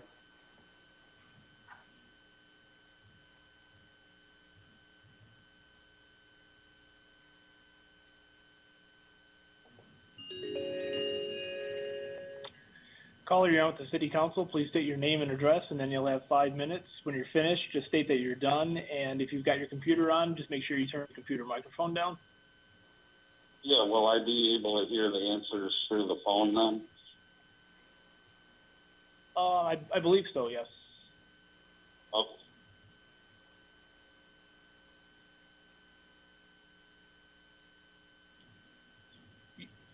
Yep, you can go ahead with your comment. Oh, okay. That's Bill Chase at 144 Dunkley. I have a question. Did the city get a grant for flooding issues going on in the city? No, we did not. This is Kate Hosier, the interim city manager. No, we did not get a grant for flood conditions in the city. Okay, it was my understanding that the city got a grant for $1 million plus for dealing with flood control in the city, and you're telling me no, the city did not receive any funds for that? No, we did not, sir. Okay. The next question I have for you is typically on an assessment of a drain or a water system, typically what they do is for maintenance or improvements on a water shed area, they typically assess all the property owners that are contributing to that watershed. So thus, with that asked, typically, do we even know who is contributing the water that comes through the irrigation or the ditches there that run right through Dunkley, which is flooding over? Yes, we do. We have the as-built system for our stormwater system, and we can assess that. Yeah. Okay, so are you going to be assessing all the residents of that watershed area for the improvements that are being done? Well, it's a little early for that, sir, because what we're talking about, you're talking about stormwater, and what we're experiencing Correct. here is actually water coming from the channel, which would not be people actually that are discharging to the storm system. Okay, so you're not looking into assessing anybody that's contributing the water to the river or even as part of the watershed area? No, I would not be, sir. I would not make that recommendation to city council. I would base this on flooding, which would be water backing into the system from the channel, which would not be stormwater. Okay, because all the water isn't coming from the channel itself. Which is coming from the river, yes, sir. Right. And then just to be like, this is kind of off topic. I mean, this is kind of into the future, into the long-term fix. So I don't want to get into kind of debating that right here, right now. There's a lot of planning to be done as far as the permanent fix. Well, I'm just raising this question because I've dealt with this type of projects before, you know, with county drains and stuff and assessments. So I just wanted to see if the city was even considering this to cover some of the cost or not, you know, amongst other residents, not just the select 15 or select 20 that is being affected by the immediate water level. Yeah, yeah. The more permanent fix, there will be a much kind of broader, you know, view of the entire project area, and there'll be a lot of discussion at that time. Okay, and has the city looked into any type of grants to take care of this short-term flooding issue? There are no grants available, sir. Okay. All right, well, that's all for my questions. Thank you. Very good. Thanks for the call. We have no callers at this time. You have no more callers, Phil? Correct. There's no more at this time. All right, very good. Well, Bill, you're back on. DPW Director's report. Thank you, Your Honor, City Council. I'm starting a different, within DPW, we're starting to do quarterly reports. We're putting everything together, what we do per quarter. What I have in front of City Council is our did the first quarter, and I'm hoping by the end of the year we'll have something really nice, but this is our first shot at actually a summary of what we've done actually the first quarter of DPW. The first slide actually goes into our organization chart, shows actually the chain of command from myself to the operations manager, electrical superintendent, wastewater. So we have in DPW, we have 40 to 49 employees, depending on actually if it's the summer or the winter time. So the first slide shows everybody there, and it shows there's a little number by each one, so you know the job description. That's how many people were there. We actually had that posted actually on the website as well, so anybody can see that. Next slide we go into, it says electric department, goes into a summary of the electric department itself, how many customers we have, 7,400.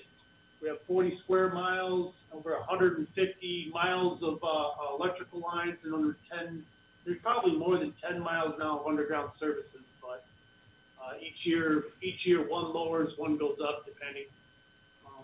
Next slide, actually what we included is pictures, actually the guys working at certain stages, electrical department. It shows actually one is the vehicle versus the pole accident. We just had one actually this weekend, Sunday, on Phoenix. The guys were out, but that's what you see when a pole gets hit. All that piece of equipment there just holding the pole. And like I said, this on Phoenix, the guys were out there for till wee hours of the morning stabilizing the pole, and I don't think we had any outages during that time frame. I actually seen the car hit the pole. I actually been going to Phoenix, so I actually called it in before they got there. So it actually next picture shows the phasing switchgear of Huron. Next slide, you'll see some of the guys working, removing some old poles on St. Joe. Our electrical superintendent, Joe, he's been out there, and actually we've been getting rid of a lot of poles and doing switchovers ourselves.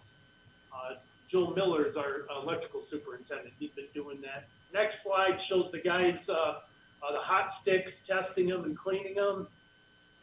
Next slide shows the guys fixing a power outage on Kentucky and upgrading some lines in 70 seconds. fixing a broken pole, next slide on 72nd, and upgrading a service actually on Hazel Street. The next slide, you'll see the electric department, and that actually has the work that they've been doing plus hours related to it. I thought it was a good information to have. If anybody ever asks, well, what exactly they do, and they can summarize everything right in there. Everything from supporting the downtown Wi-Fi system for about 32 hours to, you know, changing a bad transformer on 6th Avenue to 2 hours.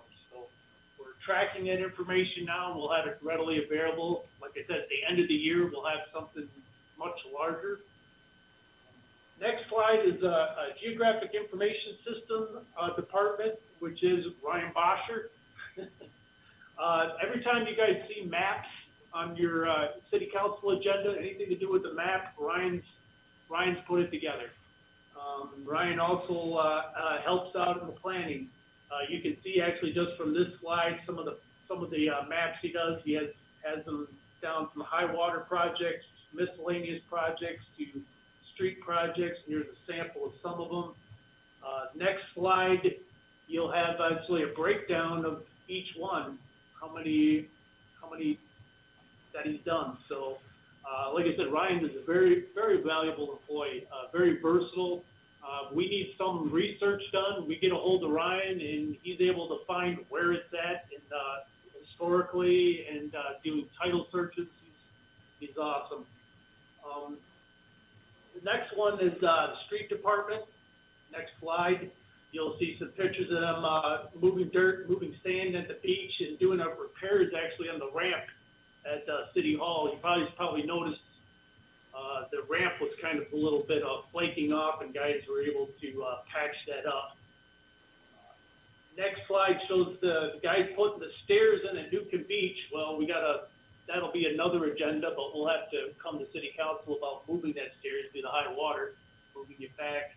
And it shows some of the advisory signs that the street department put in recently due to COVID-19, and informing people of social distancing, and also letting them know that the parks are, the equipment's not sanitized. This quarter we had repairs to the bridge. It shows the bridge and shows the repairs. The repairs were at the cabinet. The cabinets are waterproof now, so and it was a good thing. Once we finished those cabinets, actually the water did go up and actually crested into those cabinets. So that was like the perfect timing. I think it was within probably 4 or 5 days. So staff did a great job. And the next slide will show the HESCO barricades. That was probably shared with City Council about a month ago. But staff took that on. We worked with our U.S. Army Corps and the HESCO rep. HESCO rep came and taught our staff actually how to install them. And staff installed all the barriers at the wastewater plant plus at the City Beach. They did that, I thought, rather quickly. Street department, next slide, goes over some painting. City staff takes care of all the painting internally. A lot of our public lots on the street, we have our own paint crew, and he's pretty much busy the whole year just painting. And just to summarize too, you have your operations department. So included in the operations department, you have water, sewer, streets. Our streets, we have 37 miles of streets. The water, we have 109 miles of water main, 101 miles of sewer. We have 31 lift stations. They're covering 60 square miles. So, street department, mechanic. Next slide shows the bay. Street department and the mechanics bay. Mechanics, let's call it motor pool. All the vehicles are leased out to the other departments. We come out with fees and charges to it. So we have an equipment replacement fund that everybody pays into, and we're able to actually keep up on our equipment with this fund. We have an expiration on the vehicles where we set this vehicle should retire at this time. We don't necessarily always replace them. We always evaluate the piece of equipment. Sometimes we stretch them out a little further if they're in good shape, but there are times when we need it, we have to replace them. Next slide, cemetery, just examples of some of the foundations that get poured. And next slide would be just a summary of some of the stuff in the streets, parks, and the sewer department, what I was explaining earlier. Goes into like painting the streets, cleaning the bathrooms, and over 3,000 feet of sewer maintenance just in this quarter. That's with the Vector truck guys going and just cleaning the sewers and drawing it back. So cleaning out. Next slide goes into the sewer plant. Gives a little summary of what SHAWS is, South Haven Area Water Sewer Authority. That's the authority with, of course, the city, Casco Township, South Haven Township. The sewer plant is a design capacity at 2.19, but we average about 1.39. The next slide shows recently we had to purchase 2 pumps. We were in front of City Council about how the high water has been affecting the wastewater plant. The 2 pumps we purchased, one was actually to the effluent, as what you see in this picture. That's that green over there to probably just to the center to the right. That's your effluent, and that's been overflowing. With the pump we have set up, without that pump, we would be in violation. But now we have a pump and a sump on the other side. We're able to pump that out. What those pumps help us do is helps us maintain that 2.39 capacity. Without that in the high level, our capacity drops substantially and lower than the 1.39 average. So that pump assists, and you can see from the next slide, that pump is actually an additional pump that's pumping water from in the middle and keeping the area dry. I got a report actually from Dave Ulak, the pump has, with the HESCO barriers and the pumps, it's been helping the plant. So that was money well spent. The next slide will show a picture of the overall of the wastewater plant. Plus there'll be 2 graphs where the wastewater plant tracks all the maintenance they have to an asset management system called Cardiograph. Anytime the guys do maintenance, those equipment and the man hours to that equipment is tracked. So you can see from the pie graphs what we're tracking. So we're able to provide that to City Council or to our customers at any time of where their money's going.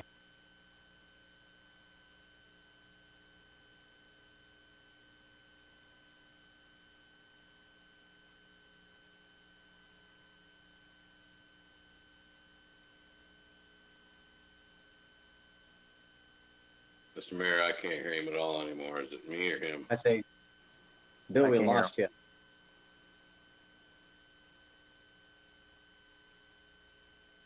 You must hit his 5 minutes. Yeah, that's probably it.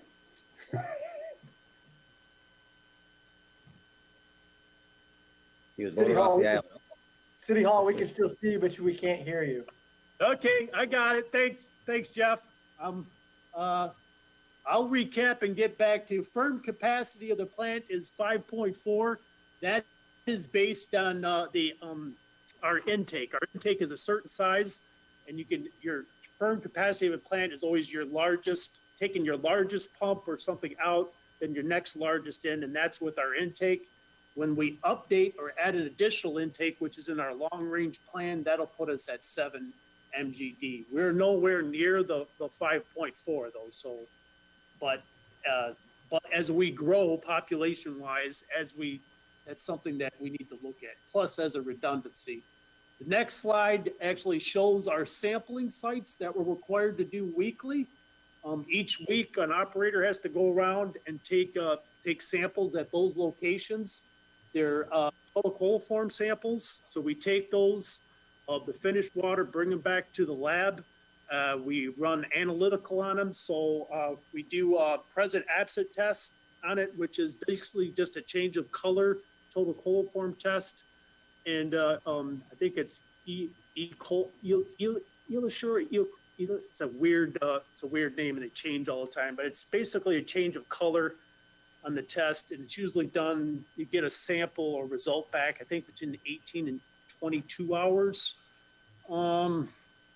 So that's done weekly, reported to the Eagle. I'm sorry, Your next slide is the monthly report. It shows actually we're required to send a monthly report to Eagle telling us the run times on our filters, how much chemicals we use, how much the hardness of the water, analytical, how much turbidity. So everything is closely monitored on the water plant as well as the wastewater plant. We have a monthly report of that as well. So the state reviews these. They have questions on there. There's nothing that we're in violation of, so everything is good, but that's just good information. Your next slide is your intake. We're required to have the intake inspected once a year. That just shows you, gives you an example of what the intake looks like in the baffles, so what you look at. Next slide is your engineering department. We just did the Cape Seals. I hope everybody's had some, maybe some positive feedback on this. I think it's great. It looks like it finished really well. I was had some reservations because, you know, Cape Seals, chip seals, they sound a lot. That's why we kept going to city council with information. And I'm sorry if we sometimes kept repeating it, or we were just worried about it going out, especially when the chips went down. I was really worried about that because I just worried about what happened in the Blue Star Highway. So I was worried about that, but I think it finished off really nice, and it's something to look at. If we can keep with the mill and fills and the chip seals, we can get our roads and get those averages up on our pacer ratings. And that's the big goal. If we can do these maintenance a little cheaper, still get a nice, smooth, finished product, it'll make our roads improve over time. The next slide shows the detention basins that were getting cleaned out over at the industrial area. Storm basins, since they were put in it's never been cleaned out, so we're having those cleaned out there. There's one large one and a couple of smaller train basins that are getting cleaned out, in addition to the one actually at the DPW garage. The next slide would be the storm outfall at Delaware Court. It shows like before and after what was finished, is that we did the repairs on that. And finally, and it seems like it took forever, is that darn receptacle down at the end of Eagle. Seemed like that just took forever to get that together. Finally, we have that finished. I think it's a vast improvement with the staircase there and the receptacle and plus the pedestrian access. I think it's a big improvement. Last but not least, the finish of the Center Street project with Kalen, 2.7 mil. Some of the pictures of the live wall, the streetscape itself. We are going to have there is some concrete work that's going to need to do a punch list that's going to need to be addressed in the fall. We have an agreement with Kalen. Kalen wanted to get it open, and we agreed to allow that if they're still going to come back and do those corrections. So you might see why are you guys cutting some concrete on Center? It's because, well, they didn't meet our standards, and it doesn't cost us anything. So I'm here to answer any questions that are on the slide or anything else of DPW that council would like to ask me. I'll start with a good report, and I don't want to hold you too long because Jim left you a gift on your desk, so I don't want to make you stick around too long. I want you to see that gift. I'm really looking forward to it. It's like Christmas. Yeah, exactly. He gave it some pretty nice analogies. He talked about colonoscopies and other things, so I'll look forward to hear how that all went. Any other council comments? My question for Bill would be, I won't take up the council's time, but maybe if we can get together tomorrow and go over some signage needs regarding water over road on wells, stuff like that. If you can give me a call tomorrow, that'd be great. Thanks. I will, Steve. Thank you. All right. No one else is jumping in. Thank you, Bill. Appreciate it. Thank you. All right. That takes us to Police Chief's update. There she is. Hello, Natalie. Hello, can you hear me? We can hear you. Okay, I cannot top Bill Hunter, but I'll give it a go. On June 6, 2020, the South Haven Police Department assisted and organized Black Lives Matter protest in South Haven. The event began at Alkenberg Park, which is with a march into downtown. At Dyke Park, I was invited to be one of 3 city officials to speak. Upon leaving Dykeman Park, the march returned to Alkenberg Park, where the event concluded. Being personally invited to march with the Black Lives Matter organization renewed my hope that our community is willing to provide the police department the opportunity to do better. It was also a way to represent that the members of the South Haven Police Department were also outraged over the killing by a police officer, George Floyd. Additional law enforcement assistance was provided by the Van Buren, Allegan, and Berrien County Sheriff's Departments and the Michigan State Police. These agencies provided traffic control at intersections along the march route and were also available to protect the safety of the participants, visitors, and residents. The day and evening remained peaceful. The South Haven community came together and set an exemplary model of unity and understanding. Law enforcement leader of the South Haven Police Department, I am grateful. Although the police department has made strides, we have done more listening than ever, which opens me up to the understanding that we have a lot more work to do. The key is maintaining the communications and provide measurable actions of the changes we are making and those we need to make. And I just want to conclude, I'm going to echo somewhat what former Councilman Gruber stated about Brian Sott. So he is the 3rd city manager I've worked under. I had to say, although I'm just a little bit older than Brian, I have learned a lot from him. And I can say he's made me a better leader in the department. I'm sad to see him go. I'm happy for him. But he will be missed, and we will miss him. But I'm looking forward to working with Kate. Very good. Natalie, I would just say well done at the March. I know you prepared a ton and it showed, so well done all around. And your speech was wonderful too. So thank you for all your work that went into that. I hope you got a good night's sleep that night. Thank you. All right. Anybody else have any questions for the chief? Yeah, Chief Thompson, this is Jeff Arnold. Could you just, everything you said was positive, and I hate to be the negative, but could you update us about what happened on the beach, the North Beach, a couple days later? After we had such a great weekend, then we had that bad Monday. Could you just update us? Surprisingly, none of the news channels picked up Saturday, but my phone was ringing Tuesday morning. So what happened Monday, and we kind of didn't have notice on time, but there were a couple Facebook beach parties organized for during the day. And we made contact with one of the organizers early in the morning. He had a big sound system, very cooperative. He packed his stuff up. But the problem is when you put things on Facebook, it was already drawing a lot of people. And it truly was people from all over the state. I mean, all the big cities as far as east as Detroit, Lansing, Battle Creek. And it was just a lot of people, and everyone was looking for the party. So what happened is people made their own parties. And by 4 or 5 o'clock, there were a couple little fights that broke out. And then it got to the point where we were just chasing big crowds of people around. I mean, we had several hundred people and 5 officers. So the good news is there were 2 assaults. No one was severely injured. Had some pretty significant parking issues by Kentucky and Virginia.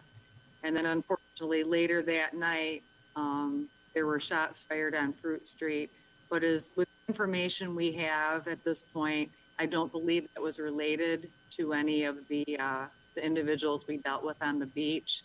But the good news is we're getting some very good information about the Fruit Street incident. And again, it was not a good day or night, but even with that shooting, 2 vehicles were damaged, but thankfully nobody was hurt. So yeah, Monday was not a good day. However, we had noticed last Thursday from Facebook, social media is it's great information. Early in the morning on Thursday, you may have seen a lot of police all over, but when we notice, we're just going to start preparing a little bit better on the beaches. It's no excuse, but with COVID, the cold weather, it's my fault. I haven't had uniforms on the beach. Like in previous summers, we had already been out there cracking down on the alcohol. So I take responsibility for what happened on Monday. But I think we're on it now. So I think we secured quite a few people on Thursday because there were a lot of us on the beaches. Thanks, Natalie.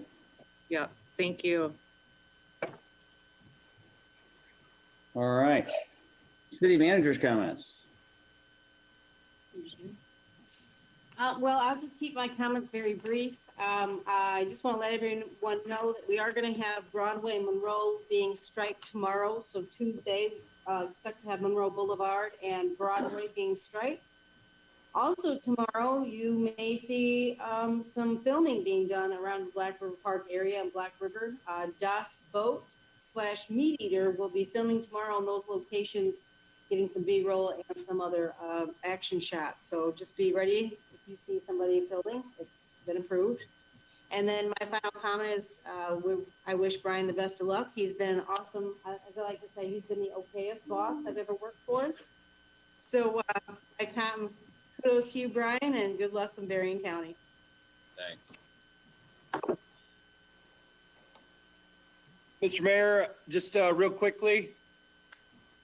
So as has been discussed, this will be what appears to be my last Monday night meeting in approximately 22 years. So big stuff.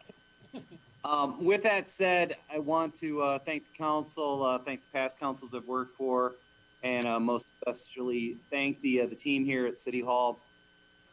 In this room tonight, you got Travis, you've got Bill, you've got Kate, you've got Rosemary, Natalie, Bill and Jared in the back. And the thing I would stress to council is every single person in this room is smarter than me. They are dedicated. They work hard for the council. Have faith in them, work with them. And something that's unique about South Haven that really doesn't occur in the state of Michigan is South Haven has really proven itself to be very committed to the council manager form of government. And with me leaving, I am leaving on completely good terms. I have absolutely enjoyed every day working for the citizens of South Haven. And I'm following the footsteps of Kevin Anderson and Al Vanderberg. Those two guys each did over a decade of service for the citizens of South Haven. And the thing I would just ask the council to remember is you've got really solid people working here. And the way to continue that tradition of having long tenured staff is just to continue to invest in your staff, have faith in them, and work through some of the squabbles that are likely to come. Now, with that said, thank you. It's all I would want to say is thank you, thank you, thank you. And those end my comments. Thank you, Brian. We're not done with you yet. We'll have some more fun with you. So thanks for those comments. How about let's go through the council next. Any volunteers? Oh, I'll call. How about George? Go. All right. I also want to wish Brian best of luck and thank him for his many years of service to South Haven, and especially for me personally, he's been very helpful in me being a good city council member. So thank you, Brian. Welcome to Sue Brock as another former Northwest Indiana resident. I'd like to welcome her. Thank you to all those callers that called in, and thank you to those people that were just watching, that were participating just by watching and being aware of what's going on in the community. That's how we get better. And those are my comments. Thank you, George. And looks, and your dog's waiting for a walk back there behind you. I couldn't help but notice. So we'll miss seeing the dog at the meetings. All right, Chris Campbell, I saw your kid pop in here. So what's happening? Well, I definitely, Brian, you're going to be missed. I've got a jersey coming for you. You know, big Chelsea supporter here. But I'll still harass you all the time. If not, I'll get a hold of Timmer and have him harass you. So that's about it. Very good. Thank you. Ms. Letitia. I just want to say to Brian, I'm going to really miss you. And I do wish you the best. That's it. Thank you. How about Mr. Reeser? First, Brian, I want to thank you for your help and your leadership. It was great working with you. In regards to Black Lives Matter, Natalie said a lot. Joe Wilkins, the caller, said a lot. The only thing I would add is a couple things. It was extremely moving to be walking down Broad Street with 800 to 1,000 people and watching everybody take a knee, including the police. And it was a showing of reverence and unity against racism and police brutality. And I'll never forget that moment, turning around and seeing all those people going down. If you haven't seen yesterday's Sunday paper, look at the letters. There's some beautifully written letters about the march. I guess the most important thing I like to say about this whole thing is what can I learn the last few watching all this, hearing about it. First thing is it's not so important what's happened, it's why it's been happening. And why after 400 years of racism are we still having the same reoccurring issue? Very frustrating. Second thing is the list, touched on listening. Listen to Black Americans and see what they have lived through and the hurt and racism experienced. And I want to give an example because it happened right in City Council that I didn't even know it was going on. I think about 5 or 6 months, Natalie, your officers brought in a new police dog. I was happy to see it. I think all of us were glad to see a new police dog helping catch all criminals, and it was a good thing. I was talking to Aaron Cobb, a clergyman in our town, a couple of weeks ago, and he said, Joe, here's the difference between how a Black person and a white person can look at two issues and be so different. He said, I sat in that room that night and I was scared and I was shaking when I saw that dog. He said to me, when I was a little boy growing up in the South, those dogs, police dogs, used to chase us kids and harm us badly.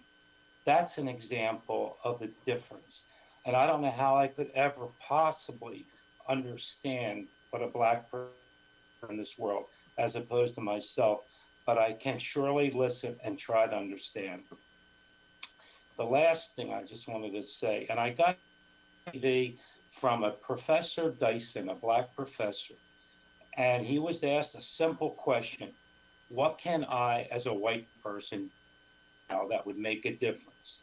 And he said, when you, a white person, are with your family, when you are with your friends, or with your white group of associates, never sit back and let someone make a racist statement without correcting them. And if every white person that would do that, it could make a very, very big difference. And in closing, I think the normal will never be here again when it comes to racism. That is my hope. I thought that when I got out of college, and I was wrong. I'm sure hoping things are different going forward. And Mr. Mayor, thanks for letting me speak. Very good. Thank you, Joe. How about Mr. Arnold?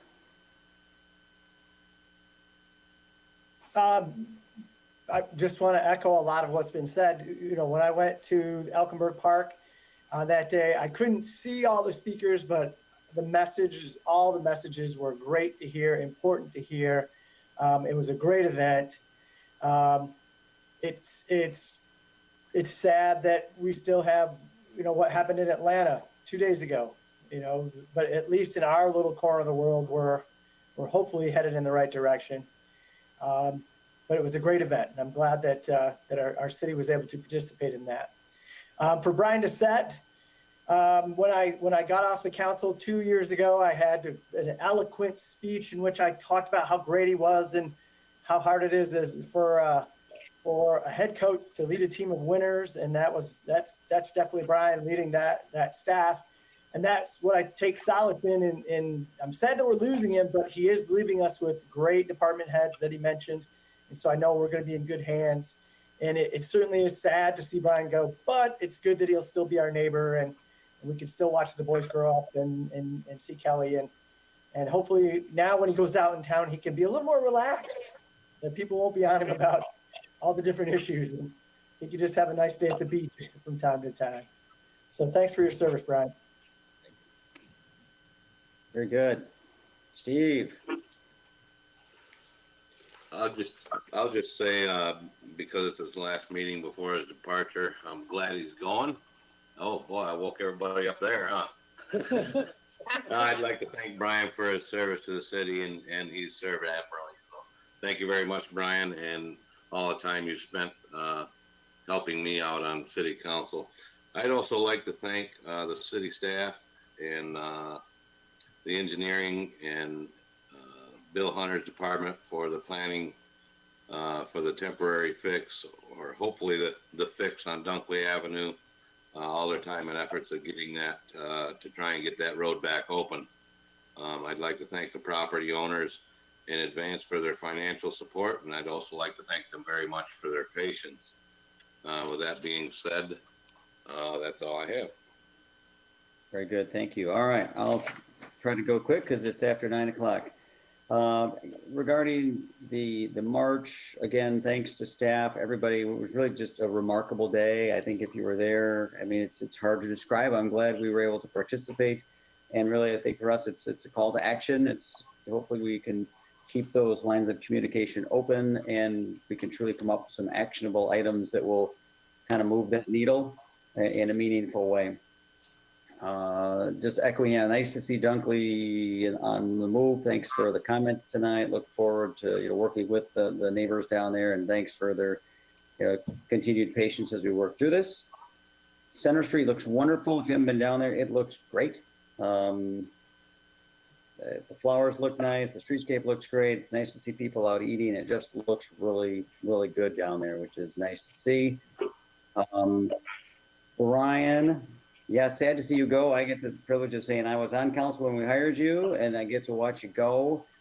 Brian, I've always said he's like a really good chess player. He keeps us all moving around properly and keeps us all getting in too much trouble. And you're truly the multitasking master. I'm amazed you've probably gotten through 50 emails, set up a couple meetings while you've done this meeting tonight. And I'm also still need a tutorial in Google Maps because you're the master of Google Maps. So I'll just say you've been a fantastic manager. I will miss having you as our manager, but I will look forward to seeing you running around town, and you can still come to Monday night meetings if you miss them. So on that note, I think I'll look for a motion to adjourn. Steve Slack, I'll make a motion to adjourn. Reeser, I'll second it. All right, motion to second it to adjourn. Let's get a roll call. Wilkins, Yes. Arnold, Yes. Campbell, Yes. Reeser, Yes. Schlack, Yes. Sleeper, Yes. Smith. Yes, and hopefully we'll meet in person in July. Stay tuned. Thanks, everybody. Have a great night. Thanks to everybody for tuning in tonight.